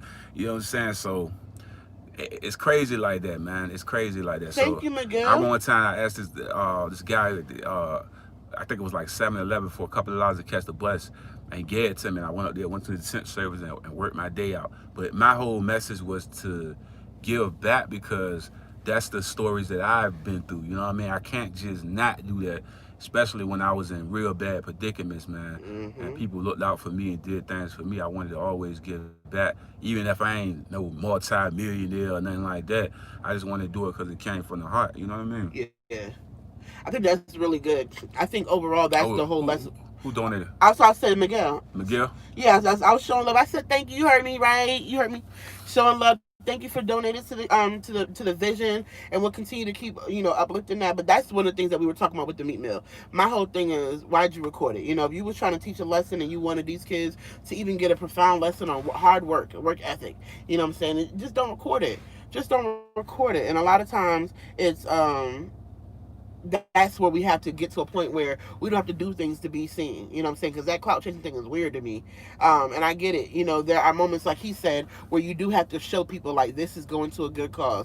This is the groundbreaking. This is when we're opening up our center. We want you to see that your money went to a good place. My pastor is very good at that. Like, he'll say when he's, like, receiving the offering at the service that your seeds help us keep these buildings open so that people's lives can continue to be changed. So I get that. There are times when you got to do that. So I think the distasteful part about it was the way he was coming off. Get your hand out my car, and it was just different. So I just feel like no matter what he do after this, people are gonna continue to be like, nah, that ain't how you really feel. We saw what you did. Yeah, like I say, man, the best thing he could do right now is pick them kids up and really, you know what I'm saying, just give a formal apology, man. I think the world will appreciate that. You know what I mean? I think that's all you can do at this point. You know what I mean? But I'm not heavily into the astrology portion, but I am. Okay, hold on. Who is this? Sherry, what's going on with the dots? With the dots? Hello. Thank you for being on the live. I'm trying to read the comments. But I'm not big into it. But I also know that I'm also a stubborn personality. I'm born in August. Born. I was born in August, and I think a lot of times when you hurt a person's feeling, like me, I remember I was going through some. Yeah, he going crazy. I was saying the same thing, Chad. I remember I was going through something, right? And somebody bought me a dress. And it was nice. I was really appreciative of it. It was a suit. We was going to a church service, and they bought me a dress. When we got to the service, the person was like, as I'm wearing the dress, she says in front of everybody, like, yeah, I bought this for her. When I tell you, I was like, you know what, let me go ahead and take this off, give it back, put it back on my leggings, because don't do that. You know what I'm saying? If that's the reason why you gave it to me, so that you could let everybody know you did something for me, you could have it. I was okay with what I had on. I'm like, so that, he said, Leo, baby, one of my closest friends is Leo. Don't cross them. August 14th. it's all about the Taurus game. You dig? Taurus. Yeah. That'd be Taurus. crazy. Taurus the bull. That's all about the Taurus, man. And that's why I think I think that's the takeaway from that situation. Even if he goes out and gives everybody Christmas presents for Christmas, it's just like the entanglement. Which you gotta go get the kids. He gotta go back and get them kids, man. Jimmy, what say Jimmy? Jimmy Jones and Goofy Max made Jim. It says had someone made no Cameron made Jimmy, man. Come on, man. I know damn Jim Jones made Max B. Come on. You know what I'm saying? What you talking about, dog? Come on, man. Jimmy ain't fucking with Max. Somebody said Cam made Jim. Yeah, Cam made That's Jim. my boy Shad. Shout out to Shad. What you talking about? Cam is the OG, man. I rock with Cam. You know what I'm saying? Cam. I fuck with Cam, man. But Cam made Jim, man. Come on, man. Somebody said facts. Fuck you talking about Max B. You know what I mean? Max B. Jim Jones made Max B. You know what I'm saying? He said he a huge Cam fam here. Ha ha ha. Yeah, you know, right? I rock with Cam heavy, man. You know what I'm saying? That's what I thought I was when I was a little kid. I was a little kid going to high school, had the chains on, had the Jordans. I thought I was little baby Cam out here, man. Y'all crazy. You know what I'm saying? For real. These comments taking me out. Yes, Miguel. Yeah, man, I had about 50 chains on my neck, man. I thought I was Flea from Killer Season and shit, dog. Real, man. Cam that guy. Cam made Jimmy. You know what I'm saying? And Jimmy made Max. You know what I mean? And Max made French Montana. You know what I'm saying? French Montana. I'm just trying to figure out how French gonna have a relationship with Jimmy after what he said about Max B. He really went in on Max B. You know what I'm saying? That was fucked up how he did Max. You know what I'm saying? Man, I appreciate it. Appreciate the love. G. Yes, we appreciate the love. I'm sorry I didn't cut you off, but yes. Man, Cam did make Jimmy. Who had the album out first? Who had the deal first? Man, the first deal came from Cam. It's a battle. It's a battle. It's a battle. Put All in the that comments. shit came from Cam, dog. Bro, ain't nobody was fucking with Jim. Cam was with Mason all of them. Thank you, Brian. What? Come on, Cam made Jim. Ain't living no damn Jim without no goddamn Cam, man. Get out of here, man. Wouldn't have been no goddamn Jim Jones without no goddamn Cam Ron, nigga. He said you right a little bit. ain't no little bit, nigga. Y'all got me cracking up. Cam from Maze. Who was trying to sign Cam Ron, but he didn't want to go sign with him? Diddy was trying to sign Cam, man, but he signed Mace. I'm thinking. So Cam been had the shit, bro. Come on, man. Jadakiss, I'm all wrong. Now I'm laughing y'all know I'm a die-hard Cam Ron fan. Come on, G. I'm fucking up. Tell me something. What, nigga? Is you crazy? Cam Ron made Jim. Daydreaming. Cam Ron the OG, man. Oh, my bad. I'm reading the comments so I can make sure I shout y'all out. Cam, especially if you donate to the... Y'all seen that freestyle about Cam? Cam let niggas know he still got it, bro. He still got it? You know what I'm saying? Cam that nigga, man. Cam made Jim. Fuck y'all talking about? Cam made you. and without Cam Ron, there would have been a no Max B without Cam Ron. Okay? Without Cam Ron, you would have got Hell Real. You would have got 40 Cal. Nigga, you would have got J.R. Ryder. You would have got Joel Santana without Cam Ron. Cameron Giles. They got Jimmy Swag as Max B. What? Jimmy, come on, man. Listen. Cam created all this shit. It wouldn't have been no Dipset without no goddamn Cameron. That's like telling a nigga, Master P or somebody, talking about some goddamn civil mystical made Master P or some shit. Come on, man. Fuck out of here, nigga. Danger. I just saw Jules at DSU, but whoa. Cameron a GOAT. When you say Cam, that's the GOAT. He said Biggie Smalls wanted to sign Cam. Yeah, come on. Listen. Okay. Yeah, listen. Let's keep this shit factual. Let's keep this shit factual about my nigga Cam. I'm gonna tell you something, right? If you look at how Cam was rapping before he went to rock with Jay and them, Cam was a beast, man. Yeah, the way Cam used to rap before, keep thinking about Jay-Z had that little quick flow and stuff. Well, I said Jim been rapping though. What? Bro, Jim can't rap better than Cameron. He said they didn't want to hear him at first. Of course, he don't sound better than Cam or Mace. Jim can't rap better than Cam and Mace. Miguel said big facts, what do Jim do? Jim sells swag, nigga. That's it. That's all he got is swag. He ain't no better rapper than Mace or Cameron, nigga, or Jewels, nigga. Hell no. Jim can rap better than Cam. He said that's good and funny. I'm weak right now. Fuck out of here. Rap better than Cam. Remember when Cam was in the Rap City, he's counting the money, spitting his freestyle. Y'all remember that? That's classic shit Cam gave niggas, man. He said he just got the look. That's it. Listen to Harlem America Gangsta sounds like Max B. Bro, and reality Jim shows. could never rap, man. Snap Bundles was writing Jim Jones shit. Oh, Shad, you got me even cracking up. Stop Bundles was writing this shit. He wasn't writing this shit. Cam write his own shit. Stop Bundles was writing Jim Jones shit. And fucking Max B was writing Jim Jones shit. Both of them niggas. Come on, man. Talking about something. Cam write his own shit. Cam do all this. Man, Cam the GOAT. If you ask who made Jim Jones, Cameron. Who made Max B? Cameron. Nigga, who made Hell Real? Cameron. Nigga, Joel Santana? Cameron. Cameron Giles. Cam Giles made these niggas, man. It said, what about Jewel, though? Who the hottest between him and Jim? Jewel. It says Cam made the whole Dipset. Dipset? What you think? Cam did that. And then anybody got a problem with him, tell them come holler at Billionaire Charlie. Because I said it first. Cameron made Jim Jones. He ain't even from Harlem. He from the Bronx. DX. He from the Bronx. He ain't from Harlem, I'm dog. not ashy. Man, Jim Jones from the Shad, Bronx, you on the squad. You on the billionaire crew. We're going to send you a shirt. He from the Bronx. He That's ain't the from billionaire Harlem, crew. nigga. Come on, man. Jimmy from the Bronx, man. He should be over there with Fat Joe and them. Remy Ma. You know what I'm saying? That's where he at. That's facts, man. Cam is from Harlem, man. I mean, Joel's from Harlem. Shad said, I want a shirt, no cap, stop playing. Oh, man. I done started so nice. Y'all stop playing with my man Cam Ryan name. I play with my nigga Cam. My nigga Cam a goat, man.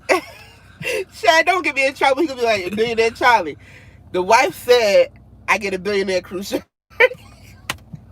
I'm weak right now. Someone who made Max B. Nigga Cam Ryan made Max He said, Jimmy. okay, don't do that. Don't do that. Have y'all seen that video? Why you all in my business? Don't do that. Don't do that. I stand on that. My honor's intact, man. Cam Ryan made them guys, man. Without Cam, you would have gotten G.O.L's. None of them niggas, Freaky Zeke, none of them niggas would be here without Cam Ryan Giles, man. What they call that nigga? Oh, y'all got me in tears right now. Cam Ryan Giles is the GOAT, man. He like Master P out here in these streets. Somebody said, yeah, he is. Man, I just had tears in my eyes. That was hilarious. Go ahead and hit that like button, though. Yeah. Cam Ryan is the GOAT. That's one of my favorite Harlem rappers, nigga. Cam. And Mace, you better stop that bull too, boy. I seen that little Purple Haze. That was fire, bro. Fire. I ain't gonna lie, that Max B track was hot though. That was one of my favorite tracks. I don't know if he ratting out here, but that track he did with Cam, nigga, my shit, man, that shit was flaming, cuz. That Purple Haze shit, come on, bro.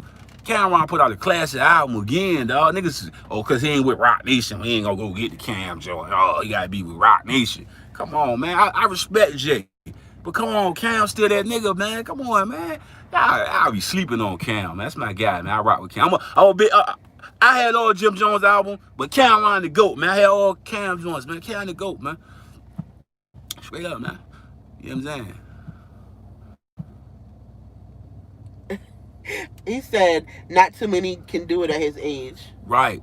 And he's still putting out classic material. And it's not garbage. You know how you hear an old school rap nigga, and you're like, man, bro, you gotta retire, bro. Put your jersey on the Raptors. We love you. But nigga, if I gotta listen to that again. Who's this will.i.am? Cam left Jimmy though when they got you. Oh man. And you hear what Cam said, you ain't never seen Cam on the radio station. Okay, Cameron. He said I named my son after Cam. Much substance. Miguel. That's right. Show love. Cam the GOAT. Come on, man. Respect. Look, I'm gonna tell you, see, Cam's such a beast, right?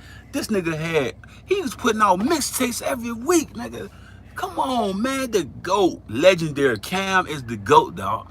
Like, I'm talking about, Dipset was so big in hip-hop at one time, they dominated the whole rap game, dog. Come on, they dominated this shit. You talk about rap, you say Dipset, nigga. You had Joel's, fucking Jimmy, Freaky, Hell Rail, 40 Cal, J.R. Ryder, nigga. Come on, they had so many more. Come on, man. They had that shit on Smash, bro. Come on, man. Stack bundles. They had everybody, man. They had a dream team, dog. When they was with Rockefeller, that shit was even bigger. They had Benny Siegel, P.D. Crack, Young Chris, Old Skino and Spots. Come on, look, man. I'm from that era, man. Y'all gonna make me go in on this jack, man. I'm from that era, man. Come on, man. Stop playing, dog. I'm gonna have to tell y'all my age in a minute. I'm gonna take you way back, man. When it was real out there, man. Come on, man. All right, Jamar Ellis said Vado is way better than Jim. And then Miguel said, Jamar, yes, sir. And then Cameron said, he the flyest rapper after Slick Rick. Man, Jim Jones, now you talking swag and all that. Now, Jim got the swag. He ain't got the rap. He is swaggy out, you know what I'm saying? That's what made Jim big. His swag, you know what I'm saying? That's what made it. Everybody was taking this way. Lil Wayne was trying to just like Jim Jones. Everybody was trying to just like Jim Jones at one time. Oh, niggas can laugh all they want to. Niggas can laugh all they want to. Everybody can laugh all you want to. Now, when you talk about swag, everybody was telling, nigga, you seen Wayne trying to just like him or Jim Jones. Everybody was just like Jim Jones at one point. Niggas had the skull belt. I had one of my dance off, nigga. I was out here, nigga. I was Jimmy all the way out. First I was all Cam, then I turned to Jimmy out here because I had the little everybody had the Jamar said Cam the reason I wear paint. Pink. I can never do the pink though. I can never do the pink with Cam. I couldn't do the pink with Cam, but I feel like Cam was the only nigga that made it look fly. You know what I'm saying? But I couldn't do it, man. I'm too big, grizzly looking bad nigga. I hope I don't mess your name up. Matosa said I think that's wrong. They wanted to be Big Blood. That's what they said. Who Big Blood? Who you talking about? I think they added comments. I'm just reading them out loud to you. Oh, go. Okay, it says, I'm talking about Cam the Flyers. Cam the Flyers over Jim? When Wayne was coming up, bro. Said, throw that pink on Charlie. When Wayne was coming up, bro, that was Jim shit. That whole shit. I think he said Christy was doing that, but yeah, when Jim and them was coming out, everybody was doing the Jim Jones shit. When the balling was out, you seen Wayne and everybody. That whole skull shit was Jim and Joel shit. That's a fact. That was an era right there. That whole shit was an era. That was Jim Jones shit. Shad said he said I got a cheap pink mink and a do-rag. Cam had the swag on fire. Jamar said that. Yeah, got me weak. Yeah, I used to have I used to have the big square earrings too, like Cam, you know, like Cam had the big square joints, you know what I'm saying?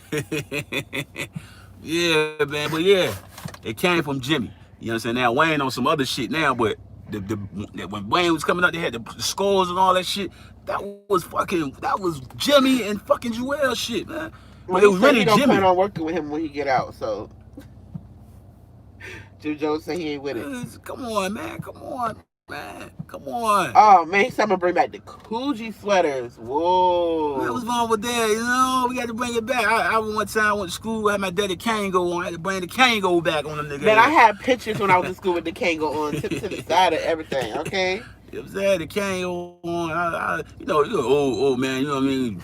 They got a little lip joint, they got a little Kango on it. What you say? It says, nah, Jim, them skinny jeans ain't it. Jim created the stuff that you seeing right now. That's all Jim and Jules wore. If you talking about style and flavor, you talking Jim. That was Jim shit. All the shit these young niggas wearing now came from Jim and them niggas, man. They changed the era. I remember. I'm gonna tell you some real shit. I remember my teacher. She was saying some. She said Charlie Watts. Everybody gonna start wearing V-necks and tight jeans. The whole classroom bust out laughing. Everybody like, what? Cause back then we had 5 T's. Yeah. We had 5 T's. Niggas pants big as shit. You know what I mean? We walking around. Ain't nobody about to wear no skinny jeans. They ain't gonna bring that back. What them niggas Jim and Joel's do. Skull gang, tight jeans. Now everybody wearing it. V-necks. That was Jim. And that was Joel's. But it's really Jim. All that came from Jim. All that shit. Then you start to see Max be kind of like flavor his shit off Jim. You know what I mean? But like when you talk about who on and all that, that was Cam, nigga. Cam the GOAT for the musical shit. You talking about swag though, that all the shit that created a wave, that's Jimmy. You know what I'm saying? That's Jimmy all the way. I would get that all the way to Jim. Cam wasn't on that shit Jim was on. With the tight jeans and skulls and all that shit. That was Jimmy and Jimmy. Oh man, Shad was dressed out. He said I had the baggy jeans, 4XT, big earrings with the Air Force. He said the forces. Come on, now I had it. We call it in VA. We call them DCs, not the one that says DC on it, but that's what we call them. We call them the Air Force One. We call them DCs. And where I grew up, they call them fatheads. You know what I'm saying? They call them DCs. And then they call them the forces up in north. Virginia, we call them DCs. They're not really the DC thing, but it's Air Force Ones. We call Air Force Ones DCs in Virginia. That's what we call them, John. You got the white DCs on. You got the high top, the low top. You know what I mean? Mid-top joints, you know what I mean? I always had the mid-top joint. Everybody that had the high-top joints used to get joked and stuff like that. You know what I mean? It's a different one. You get joked for dumb stuff, you know what I mean? We little kids and stuff like that. I mean, I seen somebody with the fake Air Force One. They had the Shaq symbol on the side of it. I said, go ahead, bro. You gonna step in them goddamn Shaqs today, boy.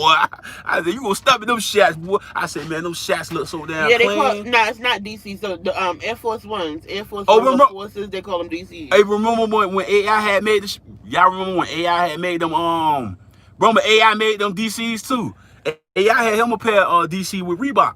Them joints look just like DCs, bro. I said, oh, he said the Fat Farms. I had some Fat Farms. Hey, look, don't joke, man. When they had the baby fat jackets. I had some Fat Farm shoes with the shell toe, man. I thought I was Russell Simmons going to school. They said, boy, you better go take them shoes off your feet, boy. They said, don't kick nobody with them joints. Oh, man. They said, your shoes look like they could go through somebody's wall, nigga.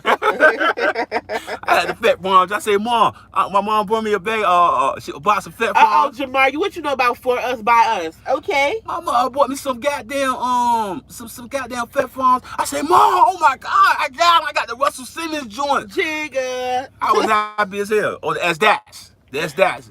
I ain't never had no S-Dats. I seen the Genuineness. Yeah, Oh, them joints was man. big back in the day. But I never seen a nigga with a pair of them hair. Matter of fact, I tell you, I seen one person with them goddamn game joints on, the Hurricanes, man. I said, boy, you gonna blow the whole city down with them joints on your feet. I said, boy, I see trash cans moving. You got the Hurricanes on. Okay. He wild. I say, boy, I love them shoes right there. Oh, man. I say, man, with them shoes on, ain't nobody gonna stop you. You gonna make waves and everything with them Hurricanes on your feet, boy. Oh, he got the Hurricanes on. Y'all watch out, man. It's a forecast out here. He got them Hurricanes on his feet.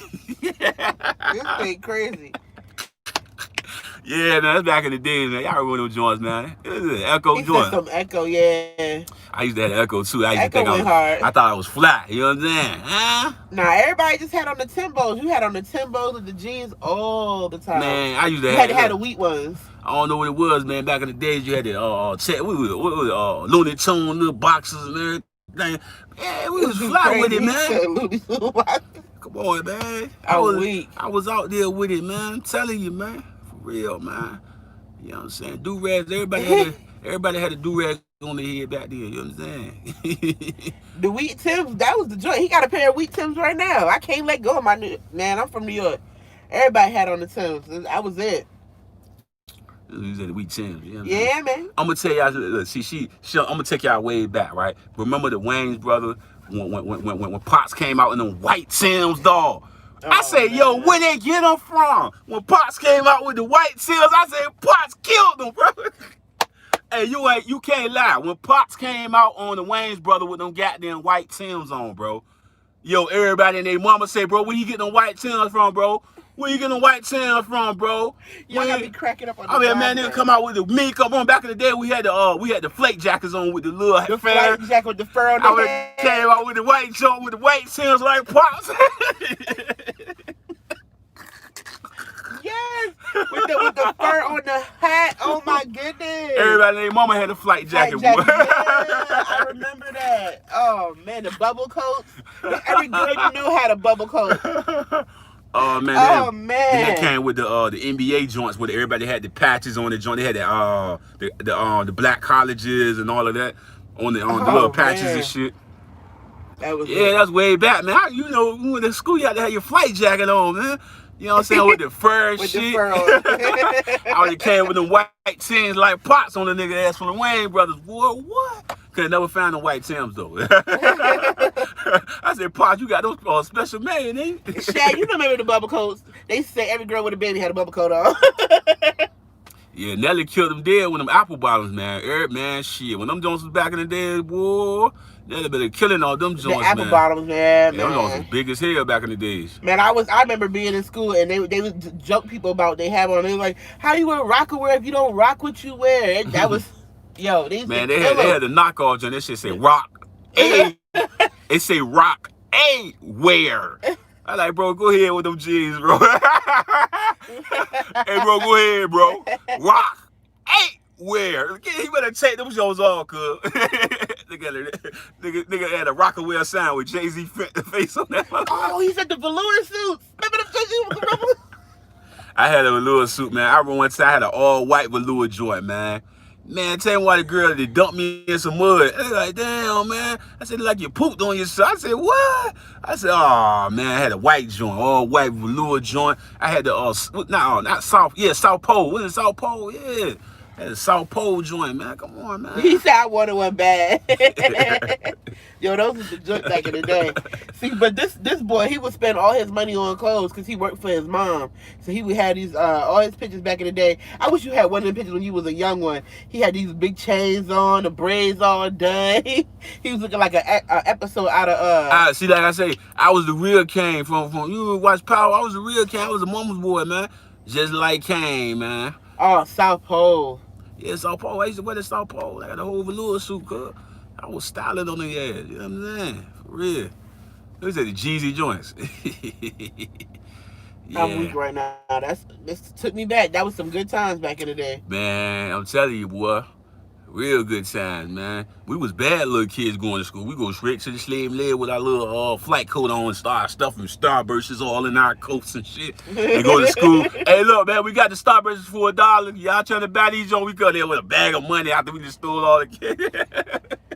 We was some bad kids in middle school. I'll steal all the candy from Sam Lee, go to school and sell all that shit. Jamar said Sean John. FNTV, we in the building. Yeah, Sean Go John. hit that like button. Let us know you here.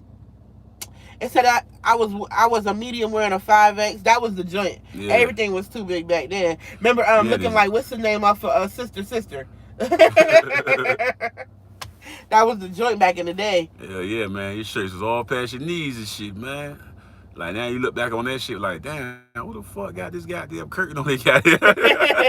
When you look back at the pictures, you was like, man, how many outfits was you wearing under that? Because you had the big shirt on top of the other shirt. I remember the dudes would come into the gym or whatever, like, and they would have like 4 different outfits. They balling shorts was underneath. Man. Yeah, nigga. 5X white tee. You had to have the white tee. Yeah, I remember lean with it. When they Oh, came the out, Chinese slippers with the little the Chinese slippers with the little things on top. We had them in every color. And you didn't have them in like. You don't want to lean with it, rock with it. Rock with it. Or the Laffy Taffy. The Harlem Shake. Everybody was doing that shit back in the day. You was a thug nigga still doing it. You had the blunt in your mouth. You was like, what the fuck? Hey, thug niggas dancing like that. You was like, what the hell going on out here, man? That nigga snapping and everything. That Harlem Shake took over, man. Man, that shit was big back then, man. You know what I'm saying? D4 Layer out this bitch. He said that's when the South was ruling the music. Yeah. They were locked in, man. They came out with it. I remember being now I ain't gonna put that one on here, but I was gonna go to school. That was it. we was something else. I'm gonna tell you who had a hell of a run. Sean Paul though. Oh man. When that joint come on, you in there. That Sean Paul come on, boy. You better I'm telling you, boy, that was back in the day. You hit them house parties and shit. You know what I mean? You were a little younger. That Sean Paul come on, it get ratchet up in this joint. He said D4L, Soulja Boy, Paul Wall, T.I. and more. Hell yeah, that Sean Paul, man. Come on, man. I'm telling you what man. No, I'm gonna take y'all back. What I used to bump in the morning was Outkast. Oh Ain't yeah, nobody so as me. I'm just so fresh. That was my cousin Brandon thing, man. He be waking up. I hear this nigga got the song. He pumping weights and shit. I'm like, nigga, what yes, the Kevin, fuck? just give me the line. That's right. Hell yeah. It get down. You hear that on the party boy ass and shaking their goddamn well, man.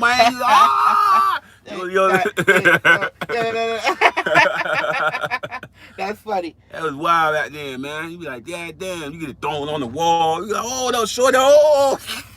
What? He about to.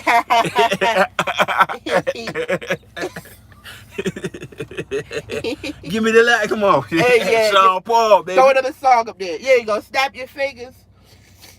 Yeah, man, that was back in the days, man. Classes, man. What y'all know about them classes, man?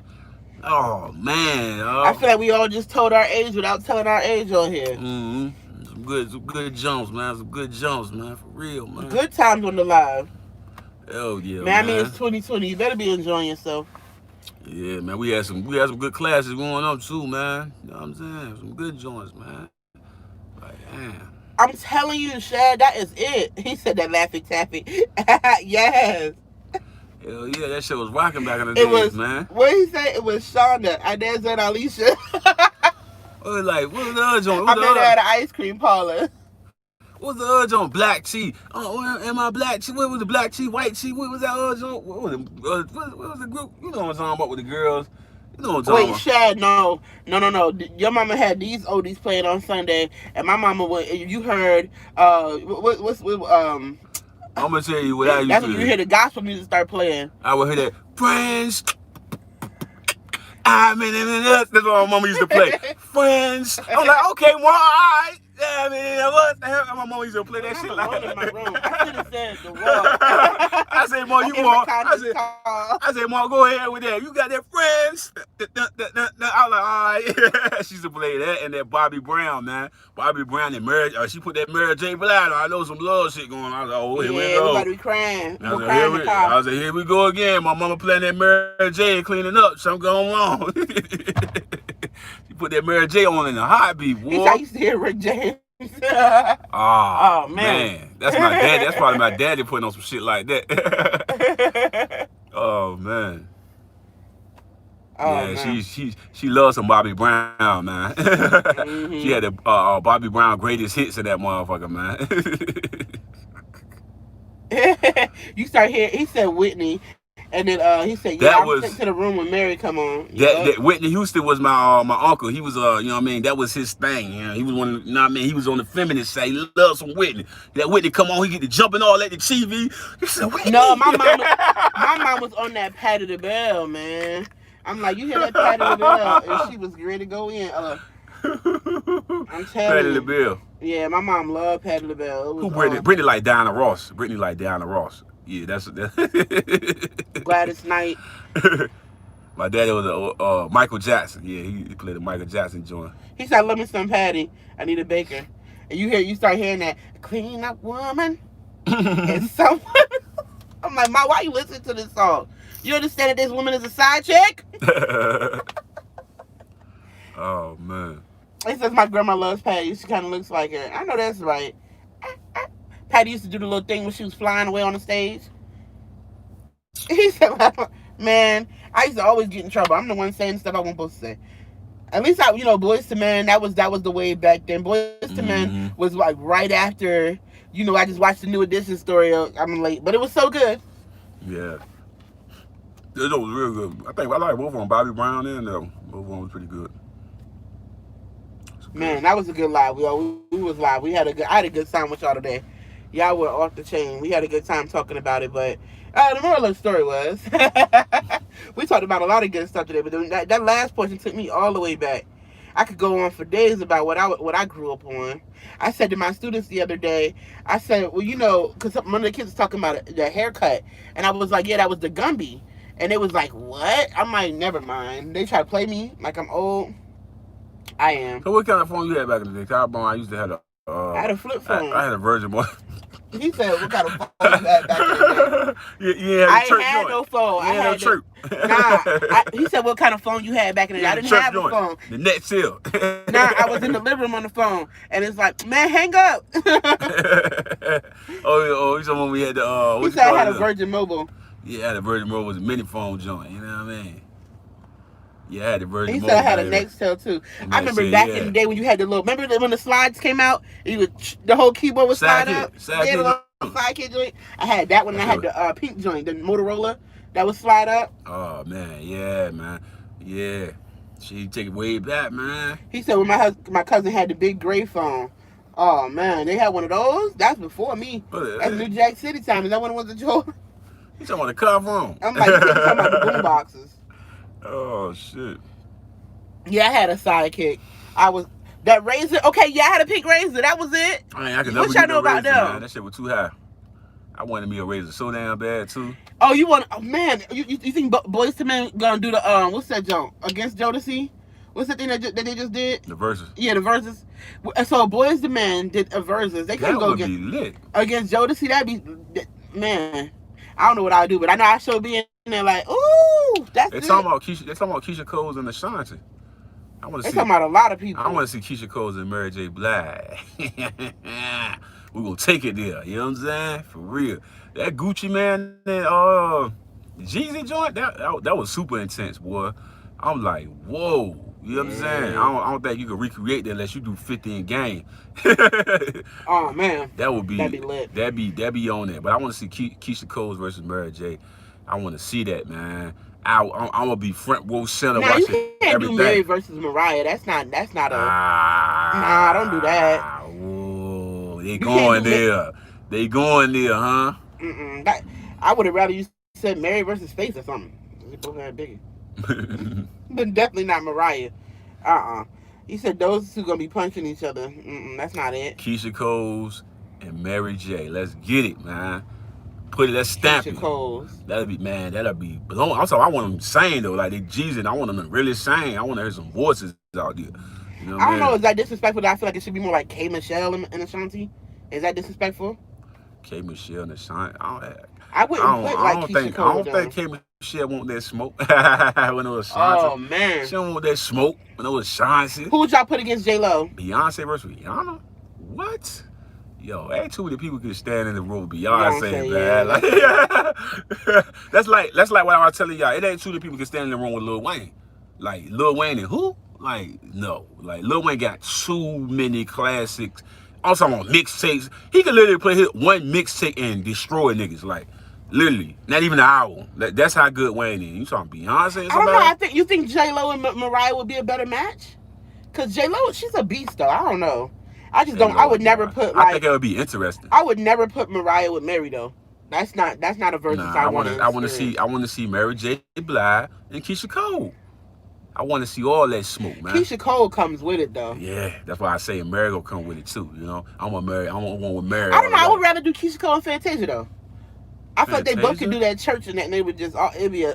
It'd be more Fantasia and Jennifer Hudson, man. Oh yeah, that'd be a good one. I want to put her against that. It'd be You're right, because they both got that. Fantasia and like Jennifer Hudson. I think that would be crazy. That'd be Even though Jennifer Hudson though, I don't. He said T.I. against both Future. of them is American Idol. Yeah, they are. Yeah, Jennifer Hudson and Fantasia. I think that'd be super dope. Who said Beyonce and Taylor Swift? What? What you trying to do? A massacre on the stage?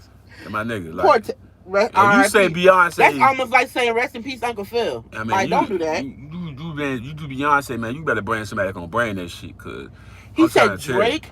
Who's nice? He said there's no equivalent to Drake. I mean, Drake got some good music. We're not gonna disrespect that. Drake against Wayne. But I wouldn't. You crazy? Man, Wayne was smoke Drake. Like seriously, bro. Ain't nobody look. Drake is singer. Wayne. What'd you feel about like Drake GOAT. Against Wayne the GOAT. Nobody's better than Wayne. Nobody's better than Beyonce, man. You say too many people or Chris Brown. Hold on, y'all. What's the dude that be singing the 24 Carats? 24 Carats? Oh, Bruno Mars? What about Drake and Bruno Mars? Would that be like out of their league? Drake is a singer. I would not put him with no Wayne. Drake and Bruno Mars? I wouldn't put him against Wayne. He better be singing some stuff. Oh no, he can't go against Wayne. Like Drake could not sit in a room with Wayne. I'm telling you. He said Wayne versus Jay-Z. Like Wayne is Wayne. He said Wayne, Drake against who? Wayne is on. He said Bruno Mars. No, it can't be Wayne. Okay, look, Shad. Nobody verse Wayne. It will man. not be Wayne. Nobody can verse Wayne, man. I don't give a damn. You say Eminem. Nobody can verse Wayne, bro. Like just seriously, he got too much music, bro. I'm talking about good music. He said Eminem. Like garbage music. Ooh, nobody, I don't know. Nobody can stand against Wayne. I'm telling you, when you start looking at Wayne catalogs and mixtapes and stuff. Nah, I wouldn't put Drake with Eminem. That's not gonna work for me. Oh, Drake and Eminem. What? Yeah, that's not gonna work. I just feel like Drake would win because of the type of music. Eminem, well, I say that back. That last album Eminem dropped, though, that shit was heavy, nigga. Like, I don't know. That would be. I would watch that. I would watch Eminem and Drake. I watch that. I don't know. I would watch it though. I pretty much would watch all of them. It'd be interesting, but I don't know about it. I'd be sitting there kind of like when you say Wayne and Beyonce, it's like it ain't nobody you can really verse with them. Like they got two like that. Nah, it's hard to put Beyonce and Wayne verse somebody, bro. Like you can't put Wayne against nobody. Who the hell gonna verse Wayne? T.I.? Hell no. He would bury T.I. There's nobody better than Wayne. That's I know. You know what I'm saying? Lil Wayne. But T.I. and Wayne would be an interesting battle. No, it would not be interesting. I would like to watch it. Man, Wayne would destroy T.I. Like, come on, bro. Like, T.I., we try to do the political speech, bro. Stop. Hits and no sir, bro. Like Wayne is nobody you can put against Wayne, bro. Or Beyonce. It's like this literally. I why I say just put them to the side. They shouldn't even do no verses because there's nobody who the hell gonna go against them? You know what I mean? Come on now. It's gotta be somebody. Against Wayne? Nobody, bro. It's nobody can beat Wayne in the verses, man. Unless Wayne just playing some garbage ass shit. Like, and I could give you 10, 20 Wayne songs that would smash any record niggas would put out. You know what I mean? Unless you want to get some Michael Jackson stuff or something. You know what I'm saying? Like, I'm telling you, ain't man, hell no, man. Not fucking with Wayne, dog. That's the GOAT for real, man. You know what I mean? Everybody claim he the GOAT, but you talking about Wayne, nigga? Shh. Well, let's go back. What about Life Jennings versus Music Soul Child? Life Jennings, Music Soul Child. I would enjoy listening to all the music. Yeah. Sauce Am World I an got old head? Future. Is that what I just did? I just made y'all do the old head thing again. I'm sorry. Where'd the video go? I was trying to read the comments. I lost the comments. Hold on. I like to see Tyrese versus Genuine. Oh, that might be good though. Tyrese and versus Genuine. That'll be something dope to watch. Oh, that's some good music. What about Drew Hill versus who could go against Drew Hill from that time, that era? They came out with the, oh man, Genuine and Tyrese. Come on, man. who could go against Drew Hill? Kanye versus Wayne. Let's like Hey, say to you that. look, you, Everybody gonna say that to that. it's funny you say that because you never know what Kanye might come with. You know what I'm saying? That nigga Yeah, Kanye was riding a horse in the come church, out of boy. bag.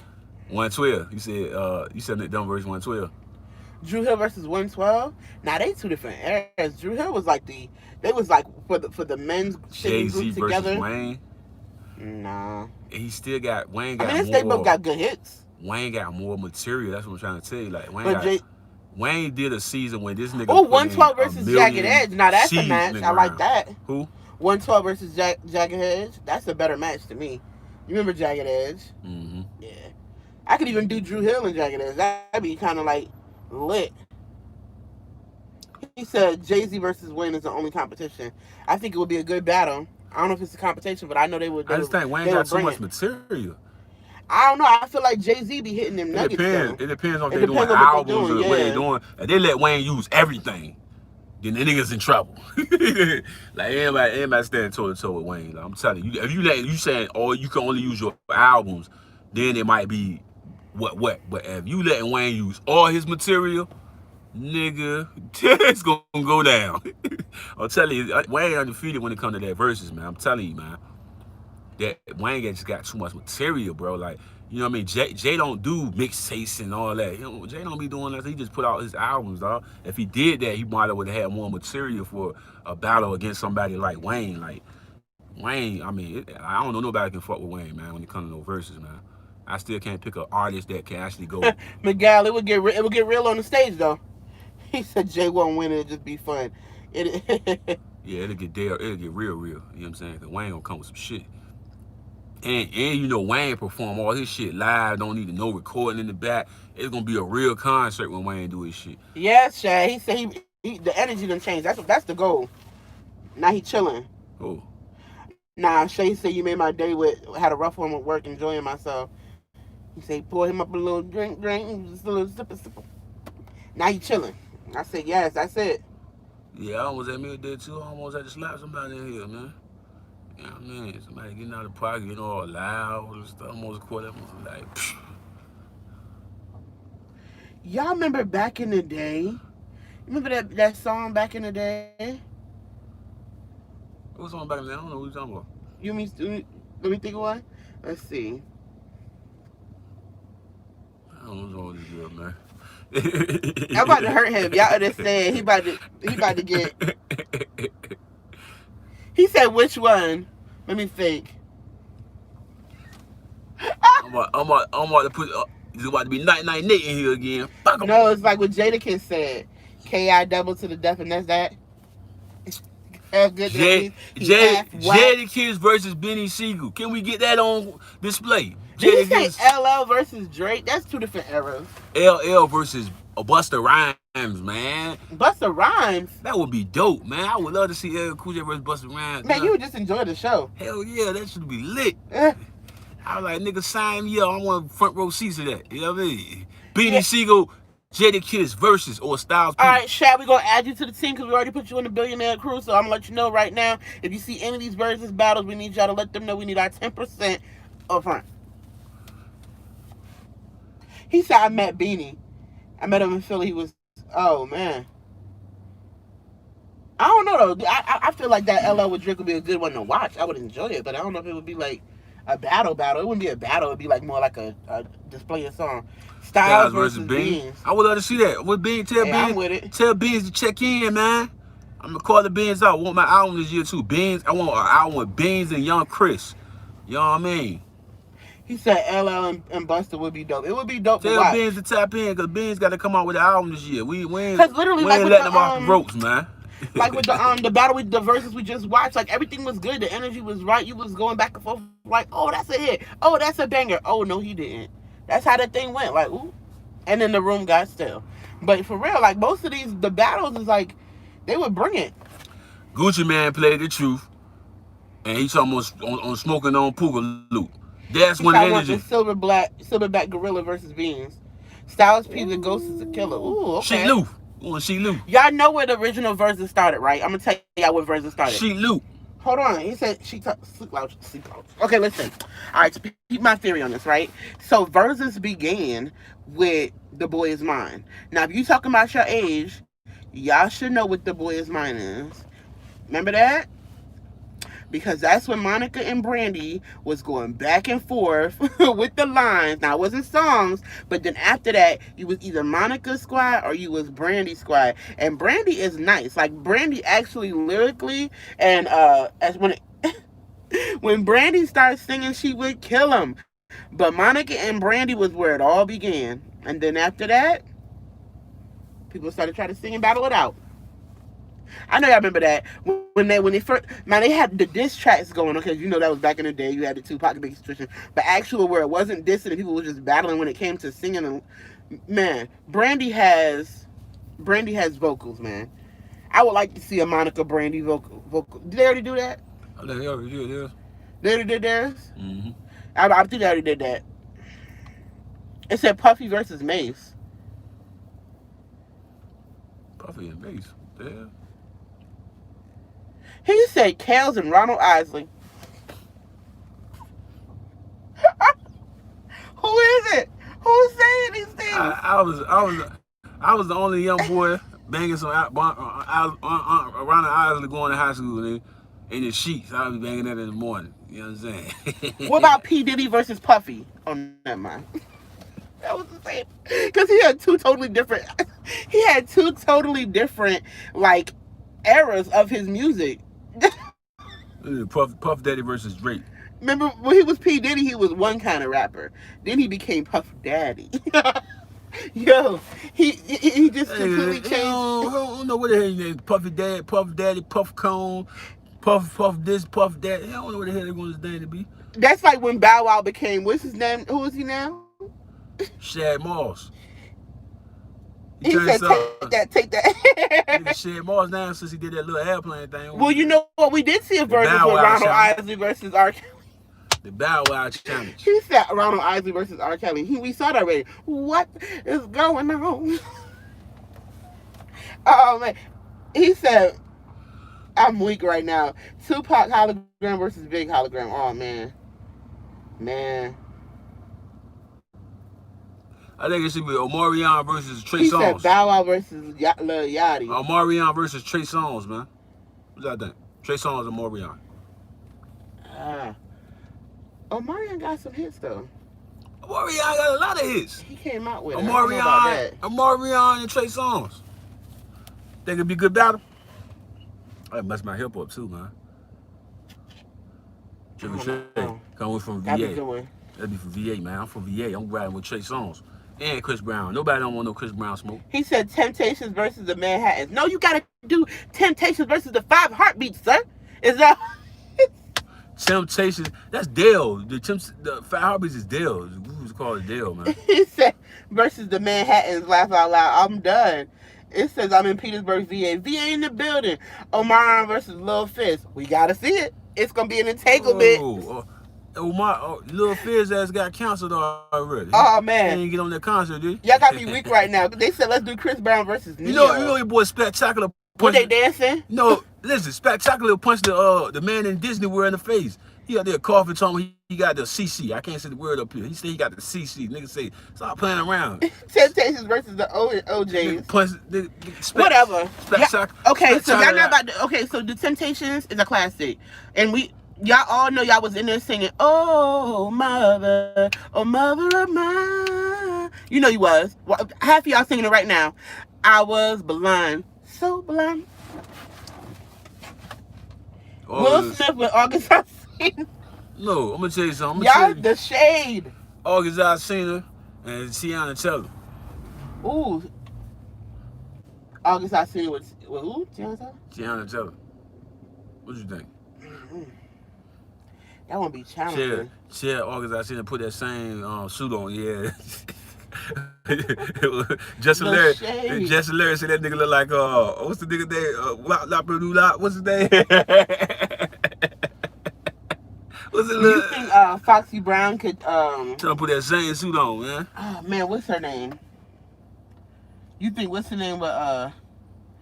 Wasn't Foxy the one beefing with Cardi? Oh, you know. Who was beefing with Cardi? And she had did the whole diss song. I don't know who was Cardi. He said Lil Richard. I'm done. Yeah, Lil Richard. They said August Alsina had the Lil Richard suit on in this video. He was doing all like this and electricals, and he had this little funny little afro. I said, man, what the hell going on? I said, he probably still got that mental thing going on. I said, nigga, you better take that goddamn suit off, boy. You know what I mean? That nigga, boy, that shit straight off the street, man. Street corner. You got that at the flea market. You got a Steve Harvey suit. You got a Steve Harvey special. I used to have them Steve Harvey suits too, man. You know what I mean? You look like you got 4 baddies. You can put 4 baddies in them suits. You know what I mean? You walk around with a Steve Harvey joint on. You got 4 baddies in them joints. You know what I mean? Yeah, you go to church. They say, man, I know that's part of that Steve Harvey collection. I'm done. I said, I look good with it though. You know what I'm saying? Steve Harvey can't do it like me, cuz. For real. You know what I'm saying? I'm about to go get me a Steve Harvey suit, nigga. With some Stacey Adams. You know what I mean? Stacey Adams was my favorite shoe. I go to church, I have my Steve Harvey suit on. I have my little tie on. I'm like, Charlie, how you doing, brother Charlie? You know, Sammy, remember he used to do, I like the way you look at me. No, am I too old? Okay. What y'all know about that? Y'all remember that? Sammy ass came back too when he had a little hit run. And that nigga faded back off again, man. Man, Mario was hot for 1 minute. For a little second, yeah, they did it. You know what I'm saying? That's almost what's his name? Not Bow Wow. It was Bow Wow and what's his name? What's the name's son? Well, Lil Romeo. Yeah, Lil Romeo. Lil Romeo was doing it. That should be the rap battle right there. Bow Wow versus Romeo. Bow Wow got too many hits, man. Oh. Bow Wow got hits for real, man. Backstreet Boys versus NSYNC. Don't act like y'all don't know. Bye, bye, bye, bye, bye. You know what's so funny? Because back in the days, man, every black chick had a Backstreet Boys and a NSYNC poster in the goddamn house. So don't try to act like y'all won't listen to this bye, shit. Bye, bye. That's right. I was like, man, what the hell? Y'all love it. He said, I'm going with Backstreet. I said, why my goddamn picture ain't hanging up? I need my picture hanging up. You know what I'm saying? That was a jump back in the day. It says, nah, Soulja might match up with Bow Wow. Soulja Boy, tell him. Soulja Boy. I don't know, Soulja Boy, like he really changed the industry when he hit the stage because he was the social media platform guy, and then people wasn't expecting him to do that. Yeah, man, Soulja Boy, everybody flying like Superman and everything. That nigga had he had all type of dance little videos and shit. That nigga, he went viral, man. Y'all, I really enjoyed this live today. I had a good time with y'all. I did. I'm about to go check on these crazy kids. Yeah, he man. says something from VA. I gotta go check the comment real quick. It says, no, he said, how was it day in VA? We're not in VA right now, though. So it's not. Well, it's 3 o'clock. This really a blue screen right here. See, we in South Park right now. He said it's night here. It's safe here. It's a blue screen in the back, you know? You got one in this. I enjoyed this too, love from Jersey. Jersey in the building. Okay, I see 25 people in there. Go ahead and drop that state. Where you at? Let us know where you are. Man, hit the like button for me. Yeah, hit that like button and tell us where you are. I see Jersey in the building. I know VA is in the building. Somebody said 50 Tyson versus Nas. Ooh. I don't into that retarded woman. That ain't right. Don't say that. Don't use those words, sir. Delaware in the building. Oh man, he in the MD. Hit the like button when you in the building. Hit the like 20. Hit the like buttons, man. Okay. He said, and don't forget to donate to the Cash App. Cash Tab being there, Charlie, donate to the Super Chat, man. We about to be up out of here, you see me? Yeah, we about to go. I appreciate everybody joining on the live. Peace to my gods out there. Peace to my Muslim brothers. Peace to my Christian brothers and sisters out there. Peace to my Hebrew Israelite brothers and sisters. Peace to all my people that's in the room. Peace, love, happiness. Listen, go to the description box. The wife got the book in there. She gonna let you know about the true titles of the book she got right now. We got the platform, this journey called life. What we do, Justin Timberlake versus when we do stuff together. You know what I'm saying? Y'all can come check out our YouTube channel called This Journey Called Life. It's right in the description box. Also, go over there to the Patreon. We got new material and new things over there for y'all to come check out, man. Listen to me, dog. Be more in the house. All my good people that's in the house to show the love to the channel. Love you. Appreciate you, man. But I'm about to go get me a hat meal. All right, so if you want to get that t-shirt, shot, we can't wait for you to come up on the live and let us know you got one. Visit us at Billionaire Style Apparel. It is our channel. It's in the description box. If you would like a copy of my book, remember that we are all things spiritual over here. So the book is called Free Me. It's a self-help devotional, and it's on Amazon. Now, if you need ministry and a little prayer to get you through, because that's what I do, you can follow me on TikTok. I am Miss T. Miss T, Hershey Thoughts for you. I'm Hershey Thoughts on Instagram and Hershey Thoughts on Facebook. We think, when is the next live? He's live daily, so you just got to check him out. Check him out. Me, I'm a teacher. We're only out for a couple of days. I'll be back in the school on Monday and out again on the holiday break. But thank y'all for showing me love. I'll make sure I tell all my third graders about this time that we had today. They're going to love it. Well, if you get in the description box, you want the guest to come back, you know what I'm saying? I'll let her come back on the show, okay? If you want the guest to come back. Now, if you want me to get the boot, I understand. Because I saw 2 dislikes, so it's okay if I was not. We got, he said, I love this live. Ladies and gentlemen, we got an amazing author right here, Tori Williams. If y'all didn't got their book right now, it's right in the description. I got my copy. Oh, Shaz, I could come back. So I'm back. Yes, every time you do this, you make me happy. Let me tell you real quick. I'm going to pause on this real quick. Miguel, you still on the live? Let me tell you why. Miguel, this right here is a symbol for my son. My son, Nakai, we have a book called Kaiser the Butterfly. He was born with symbondactyly, meaning he only has 2 fingers. This awesome symbol like that is what we use all the time. It's on his page. It's called Shaka for YouTube. This Shaka symbol is exactly what we use. Every time you put that in the comments, I've thought about that. I've thought about plugging his book. It's called Kaiser the Butterfly. If you know somebody that was born with symbondactyly, which is a limb anomaly where they're missing like their fingers or their hands, like my son is missing all 3 in the middle, then that's what you're supporting every time you support us. We thank you so much. So thank you, Miguel, for showing love. That's right. Totally awesome. All right, man. I'm about to get out of here, man. I know, time to get some food. I appreciate the love, man. I appreciate everything. All y'all coming out to support me and stuff like that. I appreciate it. You know what I'm saying? But listen to me, man. Love. It's all love, man. Love. It's all love. See? One love. I'm out, though, man. I got to get up out of here, man. All right. See y'all later.